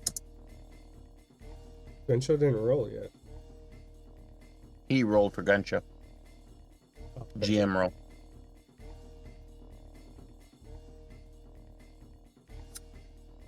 well, if Gun Show matched, he would have stopped it. Guy goes to the roller. Oh, right. I guess I didn't need to make those extra rolls. Yeah, so it gets past Gun Show. It was originally a 17. Or, yeah, 17. So 1, 2, 3, 4, 5, 6, 7, 8, 9, 10, 11. Sledgehammer Disco, you're up. No, wait, Gun Show would have stopped it. It was a tie between Sparky and Disco. I mean, They were both technically rollers, so Well, so like I would go. No, it would no, be no, hard no. to do between No, no, choose. no.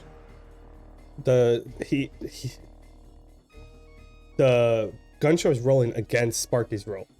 And so Yeah. if Gun Show would have tied Sparky, Gun Show would win at that point.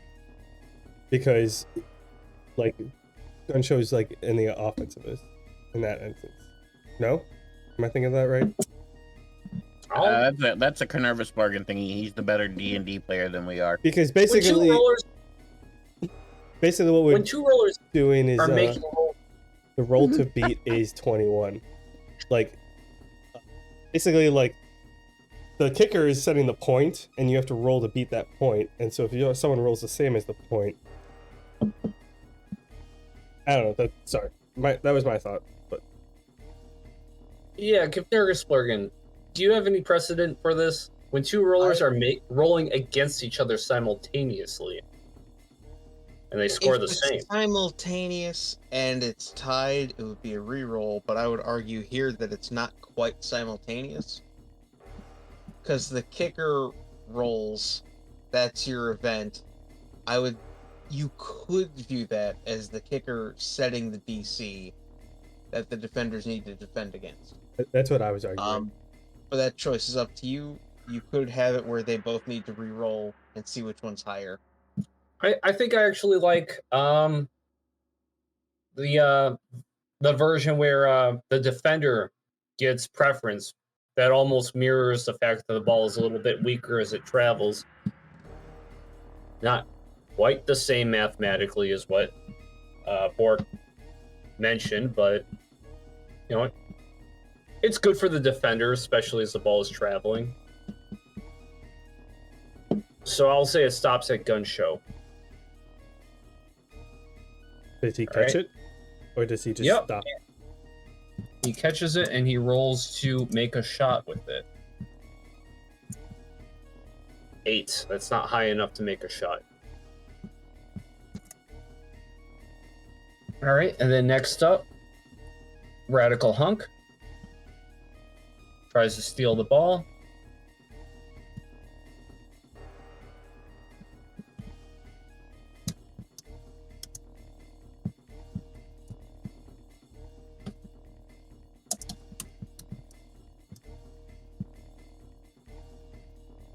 Oh, he breaks it out of Gunshow's grasp.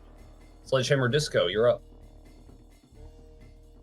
2, 3, 1, 2, 3, 4, 5, 6, 7, 8.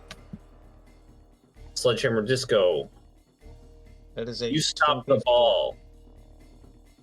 And then I guess I get to kick it. Roll reflex. You have to be an 8. Or a 12. Yeah, it's a 12 you have to beat.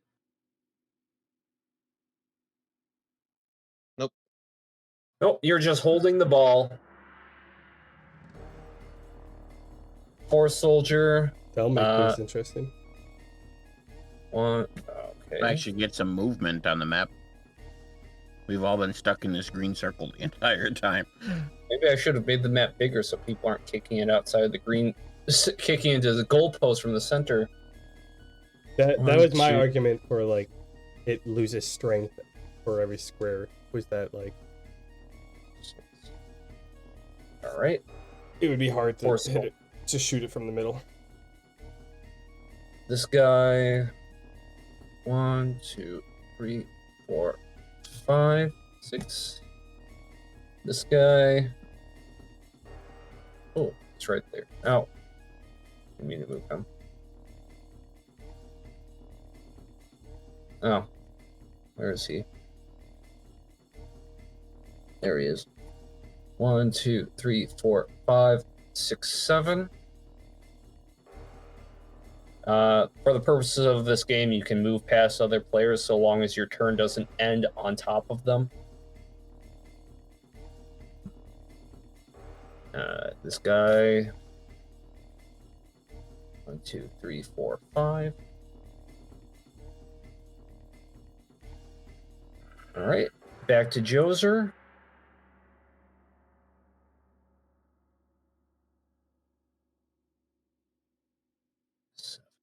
All right. And then we're on to Zanat. 2, 3, 4, 5, 6, 7. Ramses.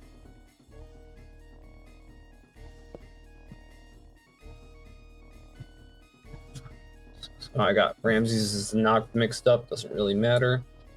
Sparky. Did I skip you guys? We haven't got to it yet. You never added us to the turn order. Fuck. Alright. Well, I gotta penalize myself now, since I basically gave everybody 2 full turns. You guys get 2 full turns.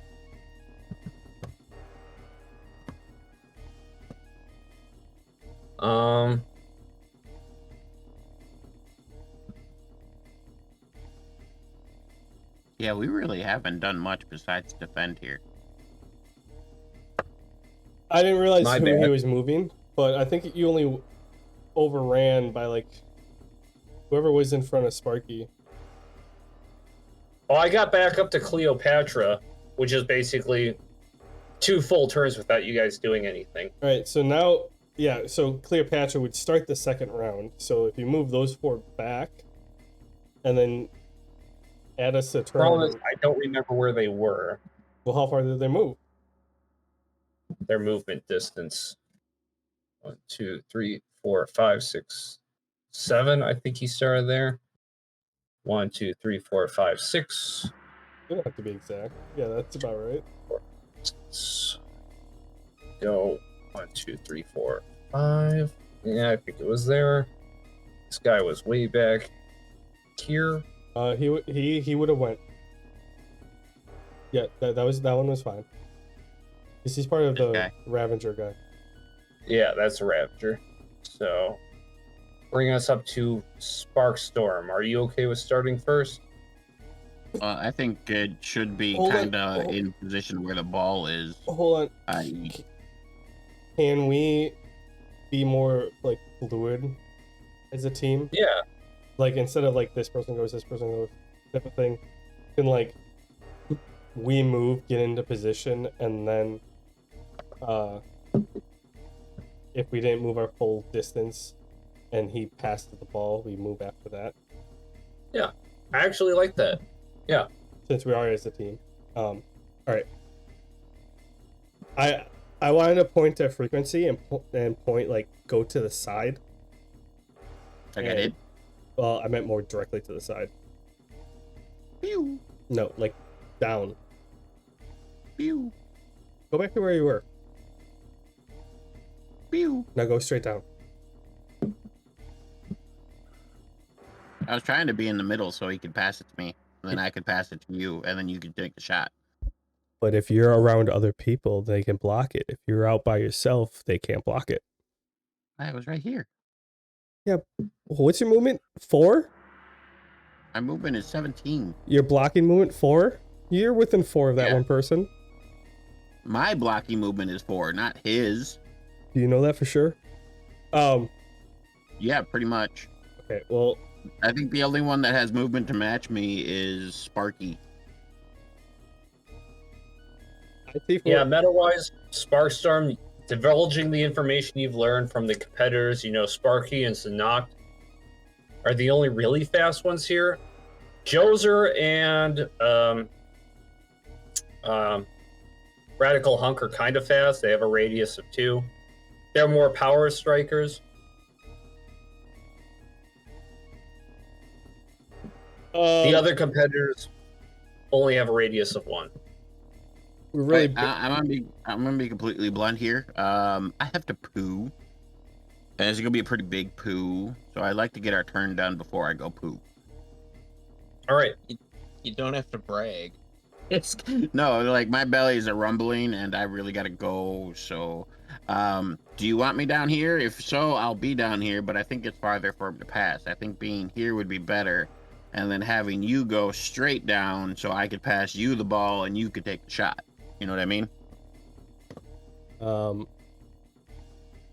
if my movement's 7, can I move 7? Yeah. Oh, okay. Who am I shooting at? The people on the bottom? The bottom. Are diagonals 1 or 2? Or what? It's a full 1. Same as movement. Shooting diagonally is going to be harder than shooting straight. Alright.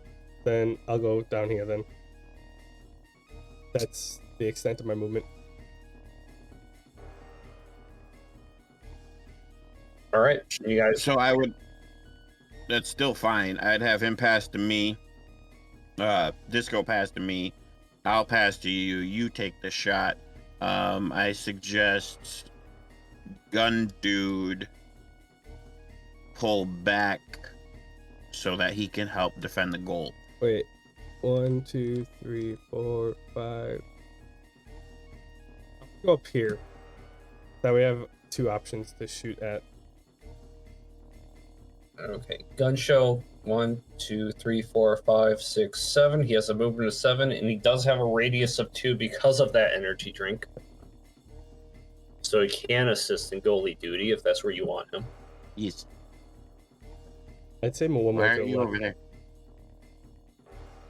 So, am I passing the frequency? Yeah, I have the option of shooting at 2 different people. So I'm here. But you're also close to this guy who is actually speedy. That puts you in his block range. So, Is that enough? I'm not sure. I don't know his actual speed. and then it's power to throw? Yep. Power effect for kick strength.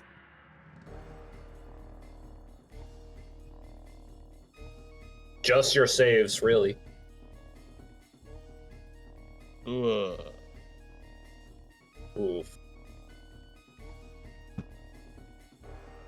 So A 10? move that It's- ball. It's a pretty clear shot. I mean, Oh no. The ball and I have become. There we go. Alright, so. you have become one. Right? 1, 2, 3, 4, 5, 6, 7, 8, 9, 10. I still have extra movement, so if I can see that it's falling short, can I move to grab it? No, you can draw it in with your intercept radius. Sure. If I got an intercept radius of 4, that's fine. You just have to get in the vicinity of him. So it's power effect to shoot, so my power effect is Yep. 4. And I got a then nine. My remaining movement to get back to the middle of the goal. 1, 2, 3, 4, 5, 6, 7, 8. And that gets to him, and that ends my usefulness. I'm going to the bathroom. All right. I'm gonna put power shot top left or top right. Top right. I'm shooting at this guy, the guy on the bottom, on the south goal. Oh, Cleopatra. Okay. Are you making that special shot you studied? Not yet. All right. A 30. She fails and it goes past her. I would hope so. A score for Team Gizmo. It hits the back of the net, top right corner. Cleopatra dives, but didn't even stand a chance. Nah, man, that ball went through the net. It is cubes now. Some say that there's a hole in the back of the net from where that guy kicked. Just imagine like this ball hitting the net and the net disintegrating into like pixels, like a bullet passing through glass or something in slow motion. Ooh, I like that. And as the ball travels towards the bleachers and the spectators, it vanishes right before it actually hits anybody. And the crowd's just, whoa! I was hoping to give someone a souvenir here. That one guy oiled himself. I have like one additional movement, so I was gonna go. Wait, back one, just to be All right, I'm fine with. a little clearer. If you want to use excess movement to reposition after your actions, that's fine. That's why I was asking earlier. Was if oh, that's 5 squares. Okay, then I can go up one more. All right, and with that, another ball spawns. Okay, And- it just settled in. The Ravagers are up. We got Ravager, Big Sword. Where is he? He's right over here. Okay. 2, 3. Sensing weakness from the moderators, he tries to take a shot into their goalpost.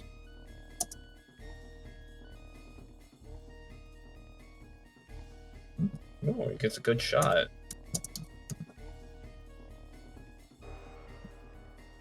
But it stops at Joser. Ravager Ninja tries to carry it on by 1, 2, 3, 4, 5, 6. Yeah, he's got the movement for that. He sneaks around there. Tries to make the shot again. Ooh. 7. Joser defend. Easily. And actually, Joser didn't take his reflex shot for the last one. You'd have to roll pretty high for that, though. High enough to get that reflex shot. Alright. So he tries to take a reflex shot into Team Gizmo. And he makes a special Joser shot, too. 15. Does that make it? 1. Radical Hunk is right there. He tries to stop it. Which one's Team Gizmo? Oh, ours. You guys. All right, with disadvantage, because that's the Joser shot. Everybody's rolling disadvantage to stop it. Piles past Radical Hunk.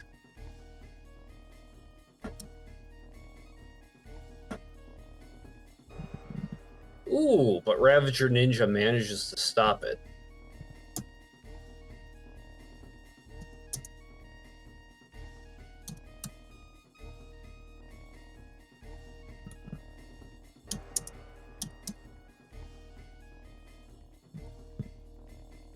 But he doesn't get his reflex shot.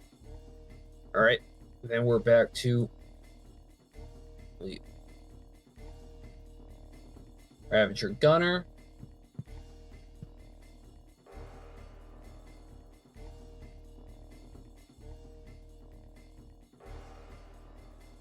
They're actually on Joser. Second, I accidentally deleted somebody from turn order. Whoops. All right, and now we're back to these guys. Okay, so Nock tries to take a shot. 1, 2, 3, 4.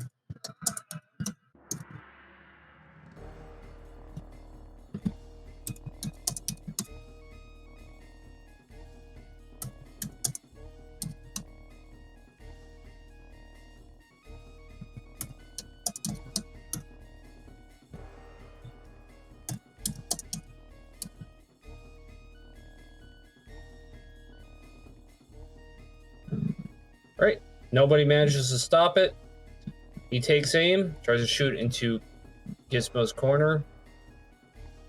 Why are they all piling on us, man? Just kind of happens that everybody's kind of like right here, and you're the only goalpost that doesn't have a bunch of players like on that side of the ball.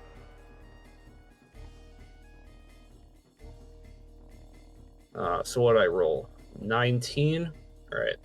Sledgehammer Disco, actually 1, 2, 3, 4, 5, 6, 7, 8. Gunshow's gonna roll to stop it.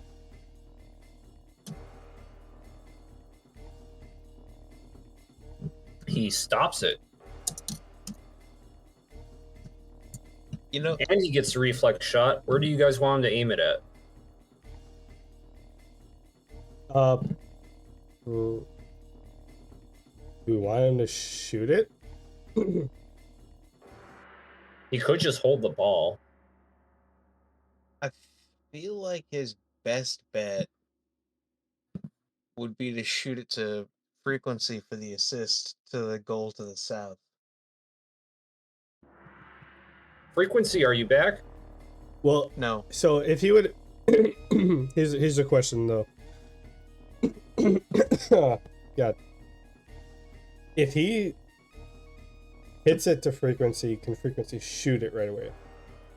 Yeah, you guys get a reflex string. So if he shoots it to frequency, of course, frequency can stop it. It's a friendly shot. But if he rolls reflex higher than what the offensive shot originally was, he can shoot it again. Could he also pass it again and we just keep that going? Because Yeah, you guys definitely can do that. You just have to continuously roll higher than whatever the offensive shooter originally rolled, which was a Or 19. he could shoot straight for the southern net. It's within range. Keep in mind the roll to beat is 19. even though he Yeah, is but at least if it gets close to their net, it's not our problem anymore. that's kind of what I was thinking. Also, I'm questioning, not in the fact, just as a thought, like, since he has possession of it, why would he have to roll above the 19? I'm just considering it being like the momentum of the ball. Since you have the ball and you're taking the reflex shot, you never really had it. You're just diverting its momentum. So it's still going really fast. But then why? Oh, okay. So it's constantly adding to it then, because if In a if he way. stopped it, wouldn't that just negate the original shot? That's just my thought on it. That's one way of looking at it. For the sake of keeping things from being too easy from like just juggling shots reflexively, I'm maintaining the difficulty from measured from the original roll. All right. And then if he doesn't roll higher than the 19, would it only go the distance that he rolled? It would just stop at him. Oh, it should be a free ball out in the middle of nowhere.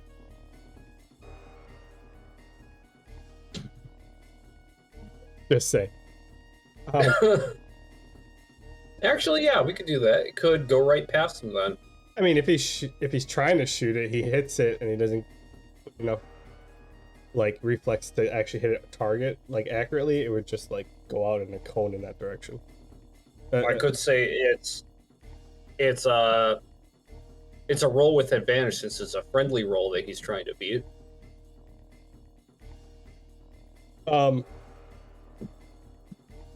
Yeah, instead of passing it to frequency, because his power isn't all that high. So what's gun show's modifier, +4? Well, +5 with the energy drink. Yeah, I'm with Canerva's point. He should just shoot it at the soft net. All right. At the very least, it's going to end up near, closer to our guys than to anyone else. Also, because frequency he would be within range to stop it if it's not going to make it there. Right. So it's a 21. So since he has control, he can start it right around here. 1, 2, 3, 4, 5, 6, 7, 8, 9, 10, 11, 12, 13, 14, 15, 16, 17, 18, 19. Cleopatra has to roll to stop it.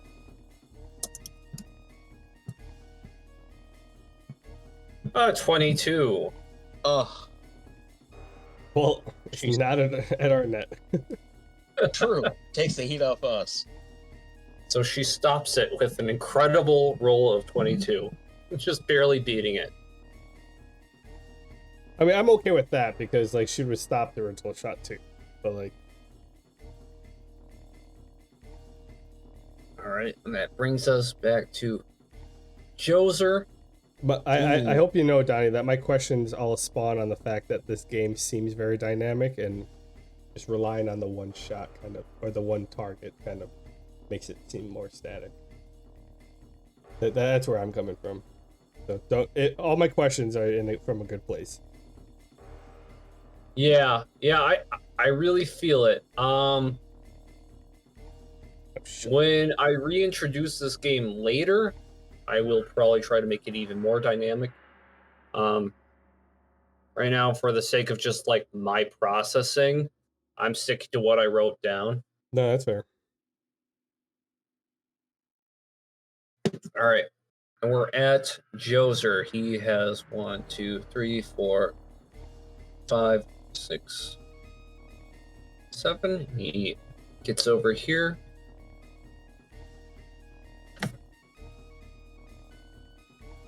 Let's see. Cleopatra takes a shot. The goalie's just shooting. Old move, Con. Yeah. 17 to Joser, who tries to catch it.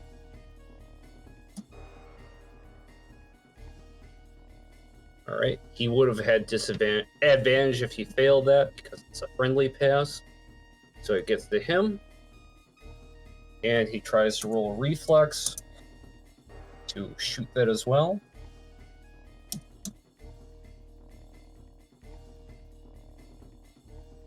Ooh. And he doesn't make the reflex. I'm not giving advantage for the reflex ones. Oh. So does he have it then? Yeah, he's got in his possession. So knocked is up. 1, 2, 3, 4, 5, 6. Okay, he can't go that far. 1, 2, 3, 4, 5, 6. He moves over here. 7. Moves over there. Ramses. 1, 2, 3, 4, 5, 6. He moves over there.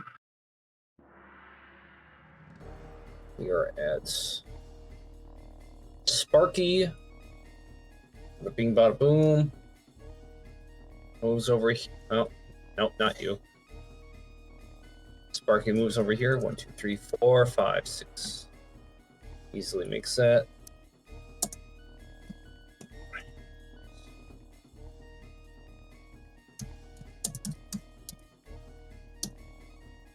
Sparky doesn't take it from his grip. Radical Hunt comes down. 1, 2, 3, 4, 5, 6. Ooh. Not fast enough to get close to the ball. So he's going to settle for about right here.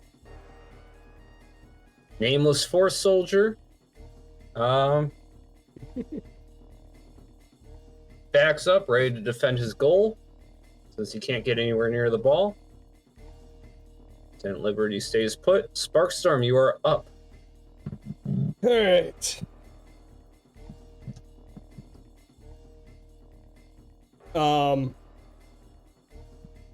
Who has it right now?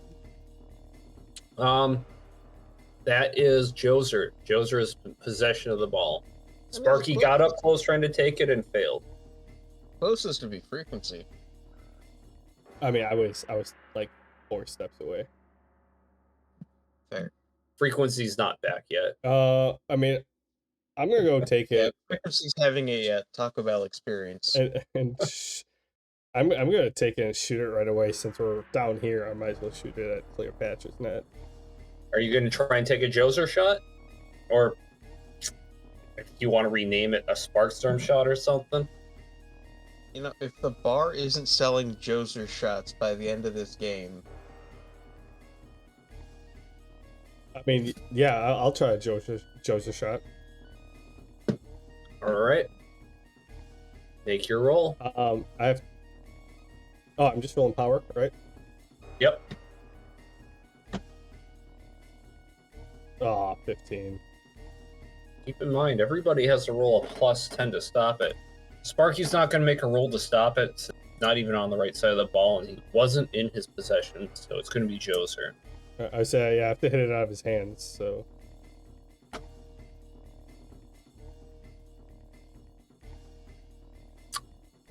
Ooh. Oh, disadvantage, right. So it doesn't even matter. He doesn't manage to stop the ball, so Cleopatra's going to have to roll really high to stop it. Oh, no, I only rolled a 15. Ooh, that nat 20 would be nice, but that 7 drops it down to a 12. Back of the net. Let's go. Another score for Team Gizmo. What? I'm just like running up and yeah. And then I assume I go back to my position. Nice. All right. And with that, things are a little different now. 2 balls spawn. Oh, I thought it was just gonna be on fire like NBA Jam. We could only hope.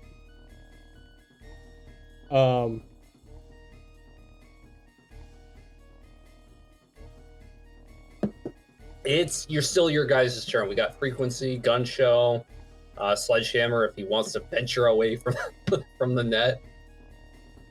What are all of our scores so far? I think we're up to 2, right? It's You guys are at 2-1-0-0. You only need 1 more point, and you'll have first place in this event. And moderators have 1 point. Everybody else is at 0. I'd say in the effort of fairness and the fact that frequency is not back yet, he had to, halftime. He kind of had to. Halftime called early for him. I say we run it one more round, see what everyone else does, and then what do you say for Spoken? Sure. Just keep things going. Yeah, we can put frequency on the back burner. Can you move him a little closer to the circle though? All right. Like He's got enough movement to go wherever you guys want in I'd here. say at the edge of the circle. No. Go down. Like I just want to make him a little closer to the edge. Right. To the left one more. Yeah, that way, like, if people are taking pot shots, then, All right. Do you want to move gun show at all? Or have him stay on assist goalie duty? I felt my soul leave my body. Oh, you're back. It was not pleasant.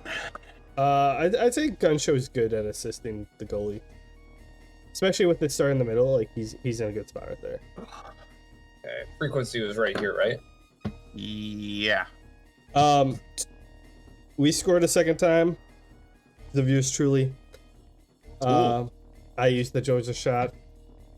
Back of the net. You really studied the Joseph shot? Yes. And it paid off. Yeah, he bypassed the defense of 2 really high. They rolled really high, but they had disadvantage. So it didn't One matter. rolled a nat 20 with disadvantage. The goal. Oh, wow, that blows. Okay. All right, so but I told I don't know. You could make it there if you want to steal one, and then I'll move back to where I was, and we could end this. Otherwise, just say run the next round. yeah, there's a twist frequency. When Sparkstorm scored that last shot, 2 balls spawned this time, not 1. I can see that. 2, 3, 4, 5, 6, 7, 8, 9. Well, yeah, I can make it there easy. The only problem is passing it to you. I will pass Ramses. So he will have a dodge, and my power effect ain't all that great. Wait, hold on. I was here. Well, you're in Sparky's territory, which I would rather go past Ramses than Sparky. So okay. That's why, like, if you're not gonna run it to the next round, then I can move. You better assist.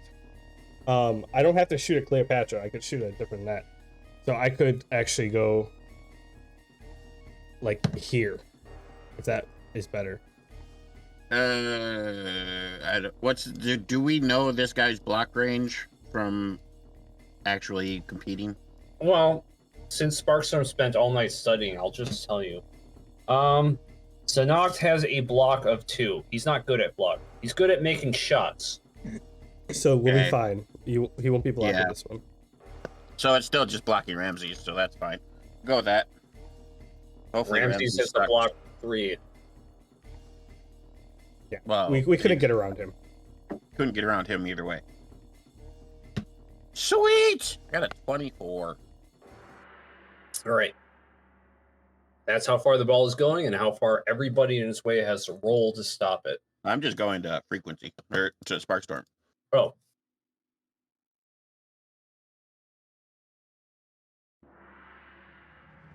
So only person who can block would be Ramses.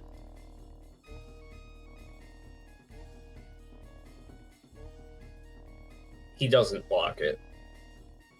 Then it's up to you to make the shot.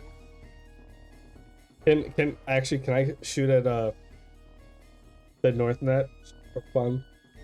The north net? I'm feeling Yeah. myself here. Yeah, you can try. These guys are right over here, but yeah, you can shoot north. I mean, there's only one Dude, that's person in a my huge way. shot. He There's said, 2 people in your way. This guy and this guy. yeah, but how much is that? The radical hunk, or who's that? No, this is Just a Nameless force Force soldier. Soldier. But you also got to make it freaking almost 30 grids. Can you even roll that high? Well, I'm like I said, I'm just making it interesting. I'm gonna do another check shot, or sorry, Joe's shot. All Joe's right. a shot. Joe's a shot. That's it.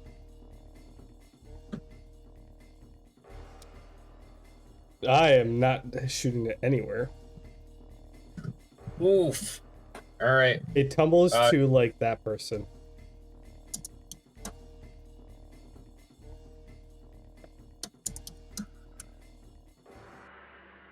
With disadvantage, it gets past the knocked. It does. Okay. Yeah. Yeah, Joe's your shot. 3, 4, 5. Okay, it's just floating right there. Then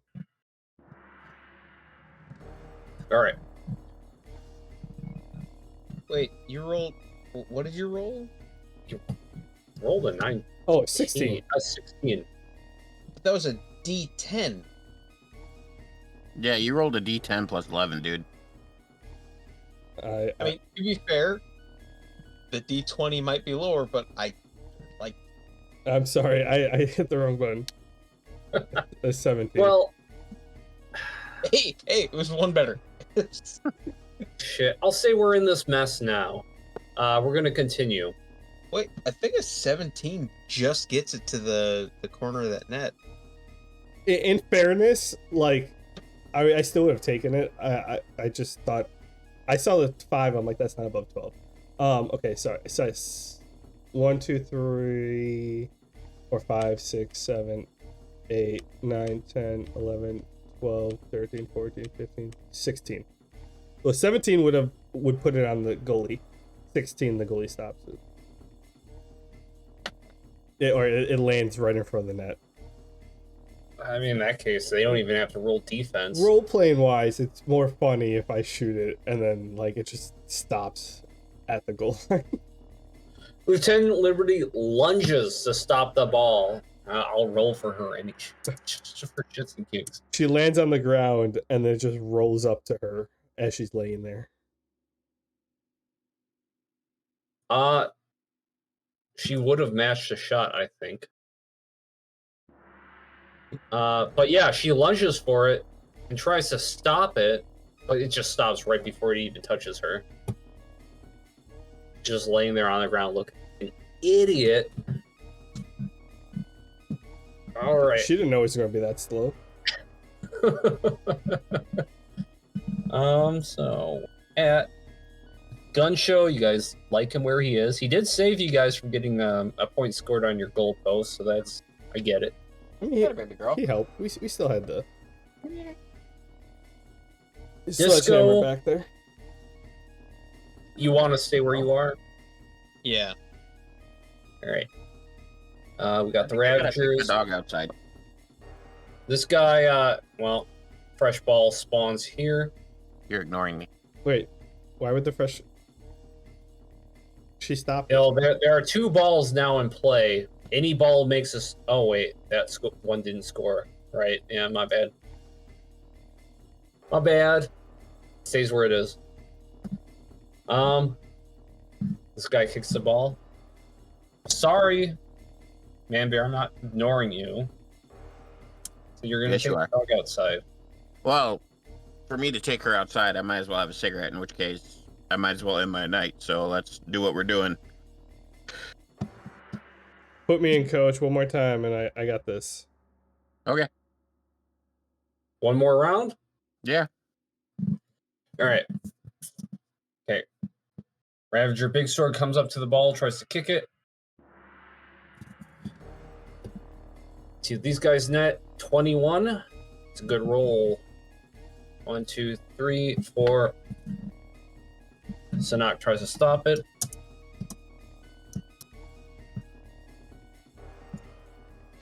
Doesn't stop it. 1 or 5. Well, I mean, who am I kidding? It gets all the way to the goal. It's 21. And the Ravager goalie tries to stop it.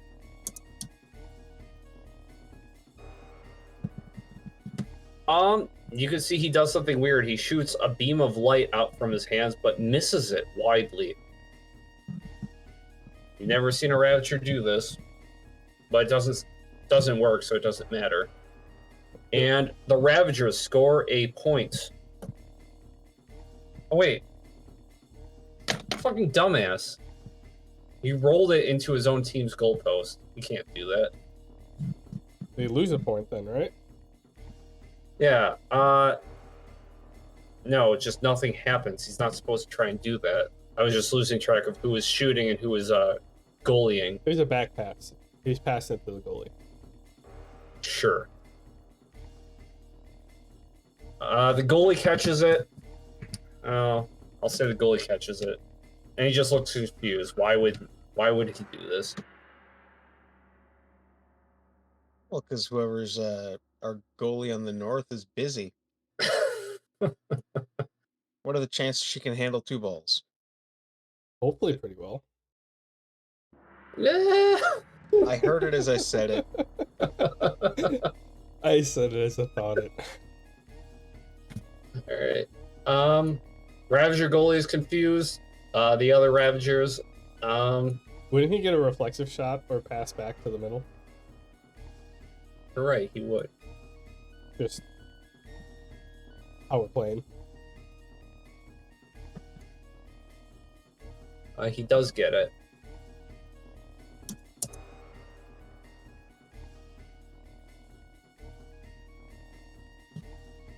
$23. Moving the wrong thing. 1, 2, 3, 4, 5, 6, 7, 8, 9, 10, 11, 12, 13, 14, 15, 16, 17, 18, 19, 20, 21, 22, 23. God damn it. I'm gonna say since that was a reflexive shot, he couldn't move. So the ball stops there. You can see he kind of like hits the ball with kind of like a energy infused kick. And it gets pretty far, but it stops in the middle of the field.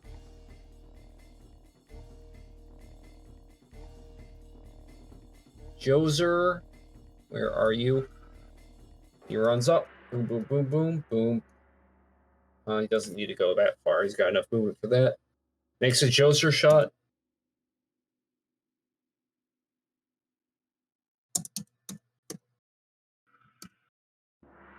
Oh, back in the Ravagers goalpost. 1, 2, 3, 4, 5, 6, 11, 12, 13, 14, 15. It makes it. Ravager goalie has to stop it. Yeah, that was a nat 20 plus 6. 26. Can it be stopped? No, the Ravager goalie again with the ridiculous modifier for a Ravager fails to stop the ball, and it makes it right past his goal. +2 for the moderators. That Joser shot. I don't think I would have. Movement of 2.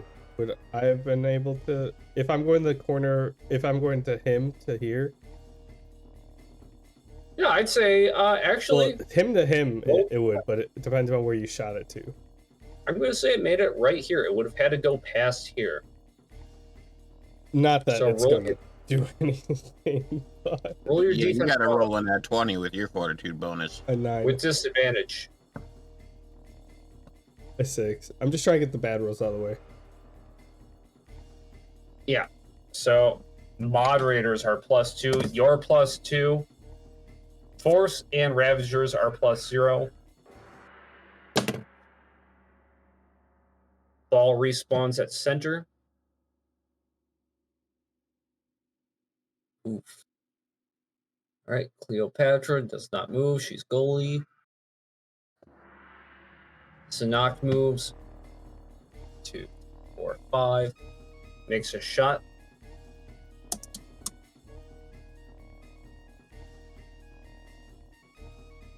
Ooh. Ooh, really bad roll.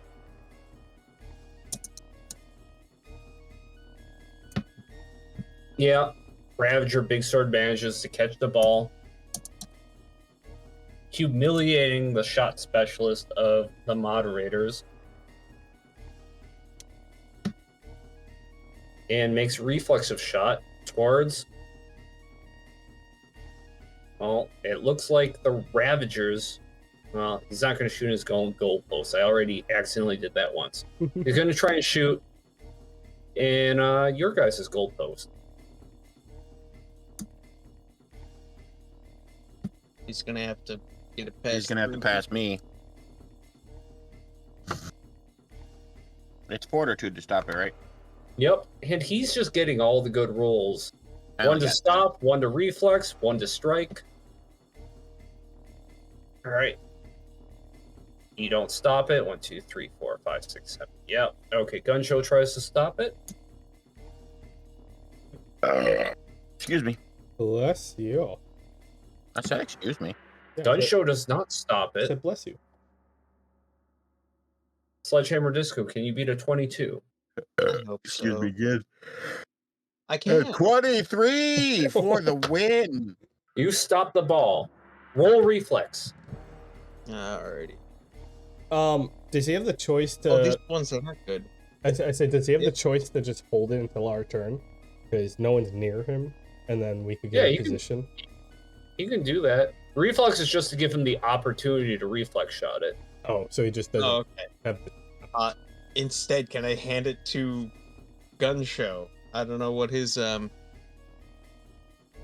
what's his power? I think it's +4. His power is +5 5. Yeah, because of he's the a better shooter than me. When it gets to your guys' turn, you can do that. For now, you're just holding. Alright. All right. Ramses is up. He repositions.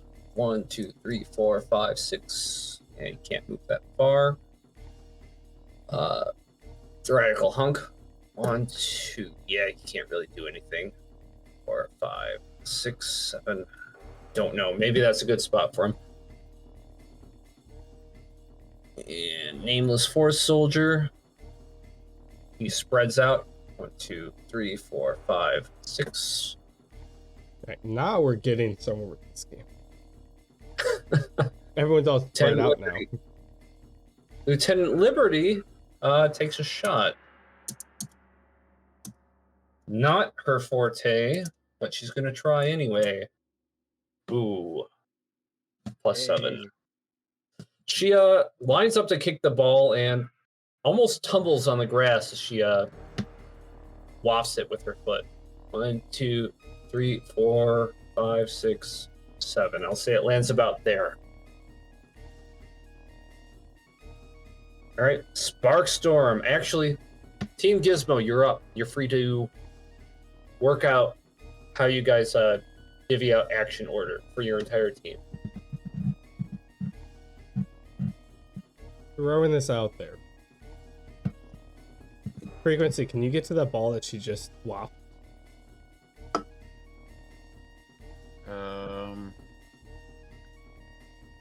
6, 7, 8, 9, 10, 12, 13, 14. Yep.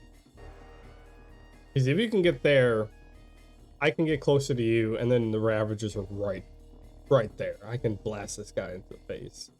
He's got a +10 modifier, man. But I'll leave it to you. I mean, I'm all open to ideas here. I'm spitballing, like. Otherwise, the Gun Show can pass it to you, but Well, if I can get here, I've got a +5 on my power right now. 5, 6, 7, 8, 9, 10, 11. I would have to roll 6 or higher to get to you from here. Well, I mean, I can be, shit. 1, 2, 3, 4, 5, 6, 7. I can get up to here. Well, then I'd just have to roll a 1. So if I miss my first shot, Gun Show can pass you the ball that Nervous or Sledgehammer has, and we can go 2 shots in 1 turn. Sure.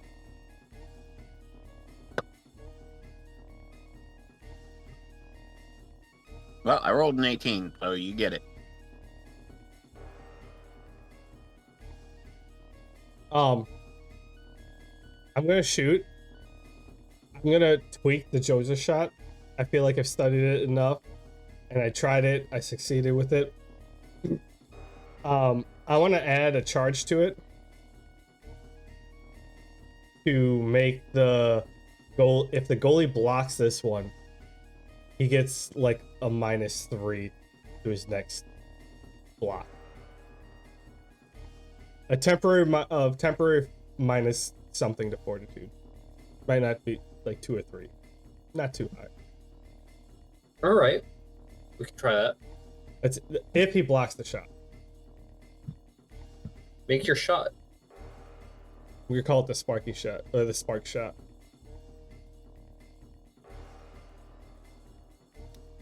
A 24. Oh, he got disadvantage, so he couldn't roll higher than this anyways. And he fails.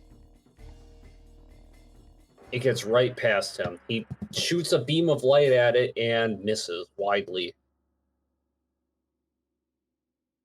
And you guys scored your 3rd and final point. You guys got 1st place in Cyberball. The ball rockets off my foot, and as it's flying, there's like an electric trail behind it. After a cool, like, you know, backflip, whatever, blah blah blah, whatever the Joser is, but it doesn't look quite right like the Joser. I kick it, and there's like a trail flying through it. He tries to block with the electric beam.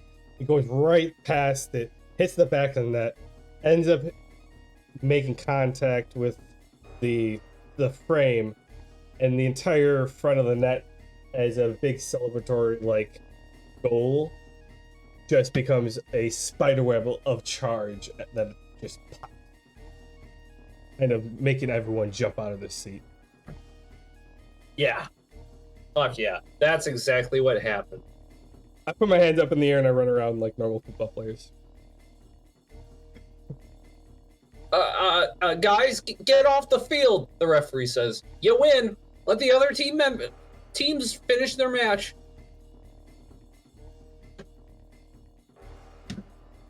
Okay. And then I make my way to the. I guess I do as well. They're not gonna be our goal. I'm assuming would not be there anymore No, it's because it would be eliminated. Yeah. You guys want to spectate and watch how the rest goes? We can role play that, or we can pick this up next week. I mean, I'm good for like another 10 minutes of RP. All right. So, as the game progresses, you guys sit down and watch. Do you guys just sit down and watch? Yeah.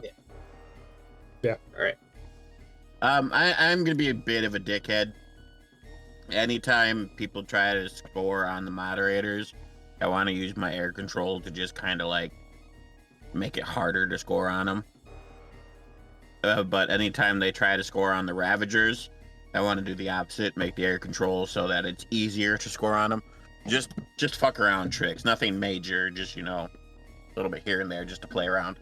Right. Well, before you do that, Frequency, I also want you to roll a perception check. You too, Sparkstorm. Just us two. I guess Disco just isn't very perceptive. You got that right. Where's perception check? Disco, there's a reason I excluded you from the perception check. I don't know. Oh, there it is. +7. A His 13. bonus is 7 higher than mine. That's the only reason I need. 25. Frequency, you recognize that the ability of that Ravager goalie is exactly like Villain. It's a beam of light. But Villain in this universe is all kind of crazy and teleports around and steals shit. Doesn't make sense, does it? No, it does not. I am curious. I will have to meet this Ravager. But anyway, I'm gonna keep doing what I want to do anyway. I'm gonna fuck with him. But I do want to meet with this guy. Gives you even more reason to. Yeah. Well, no, I like Villain. I'm trying to save Villain. Hey, mess with him. Mm-hmm. All right. Yeah, so I'm messing around. I'm just fucking air pockets here and there, just fucking with people. Shouldn't be too long. Okay, It's the game goes 200. on. Sorry, what? As the game goes on, frequency roll your D20 plus power modifier. This is mostly what you're using to this effect. 13.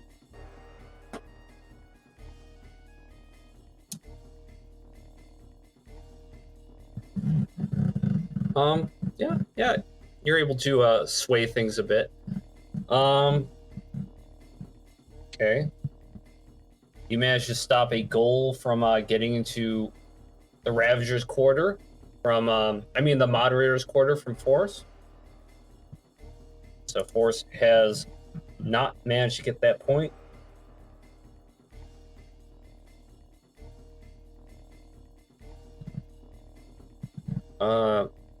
Force fails to get another point as the Moderators get another score.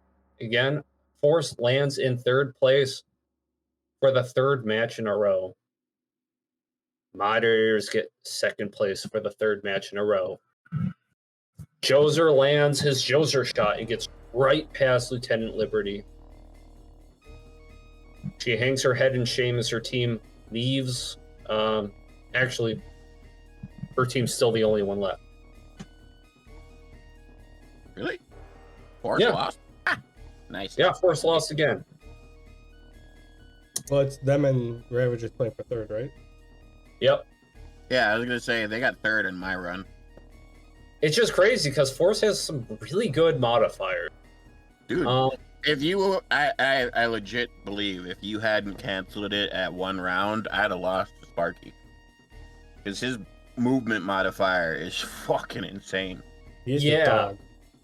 They all got really good modifiers. In fact, Hunk even has some hacks in this match. His modifiers are getting higher as people score goals. But that's not quite enough. Right now, his stats are higher than Joser. Doesn't matter. Just Force and Ravagers now. Yeah, you can see Hunk, the Radical Hunk has quite the glow around him, and Sparky is really fast. He can basically go wherever he wants on the field. So, let's just make some rolls.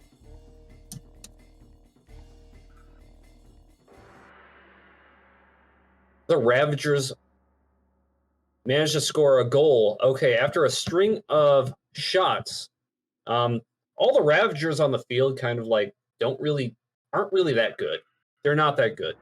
The Force players are kind of like playing around them. They keep trying to shoot goals, and the goalie for the Ravager is actually really damn good. His modifier is +10, and he stops them time after time. Ravager gets lucky while Force is on the offensive, sneaks a point into the goalpost, giving the Ravagers a point over Force.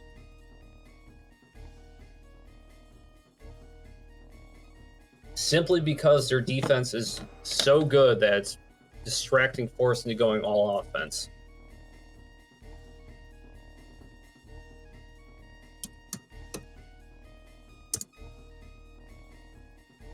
Force manages to score a goal. Now they're tied. See, Radical Hunk is glowing harder. That blue glow around him is almost turning red. It's like a blue with hints of red highlights around him. Radical Hunk is getting more fired up, and he is darting across the battlefield. Is he wearing a special mood ring? Yeah, I don't. His abilities are based on how he feels at the moment, but yeah, it's definitely giving off a visual appearance based on how he feels. And slash 2d20 plus 5. Ravagers score a goal.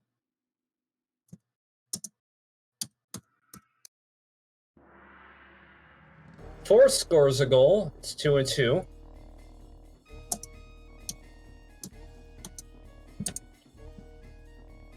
Ooh. The Ravagers actually get first place. I mean, third place this time. While Radical Hunk is going all in, trying to spike the ball past the Ravager goalie. He gets that. He almost gets that point, but the second ball on the field gets right past Lieutenant Liberty while the Hunk's distracted. He's about to line up his shot, and it just vaporizes in front of him as the other ball goes in the net. Exactly. He was so focused on what was in front of him, he completely forgot about the other ball on the field. The Ravagers get third place. Force gets last for the first time in the tournament. Wow. Good job, guys. Say to my team.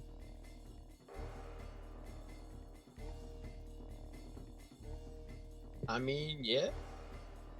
Drinks on me. I don't know what we do without you, Sledgehammer. You stopped some wild goals in the beginning.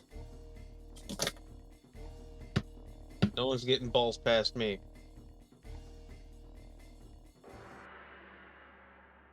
Actually, you did a great job on defense. I would hope so. With a +8, I would hope so. I'm okay calling it there because I have to take the dog out and go to the bathroom myself. Yeah, All I right. gotta take my dog out too. She's back here whining at me. All right. I feel like we covered a lot. That was a great mini game. And to all the viewers out there tuning into Powerless, see you next Friday to find out what happens next time on Powerless.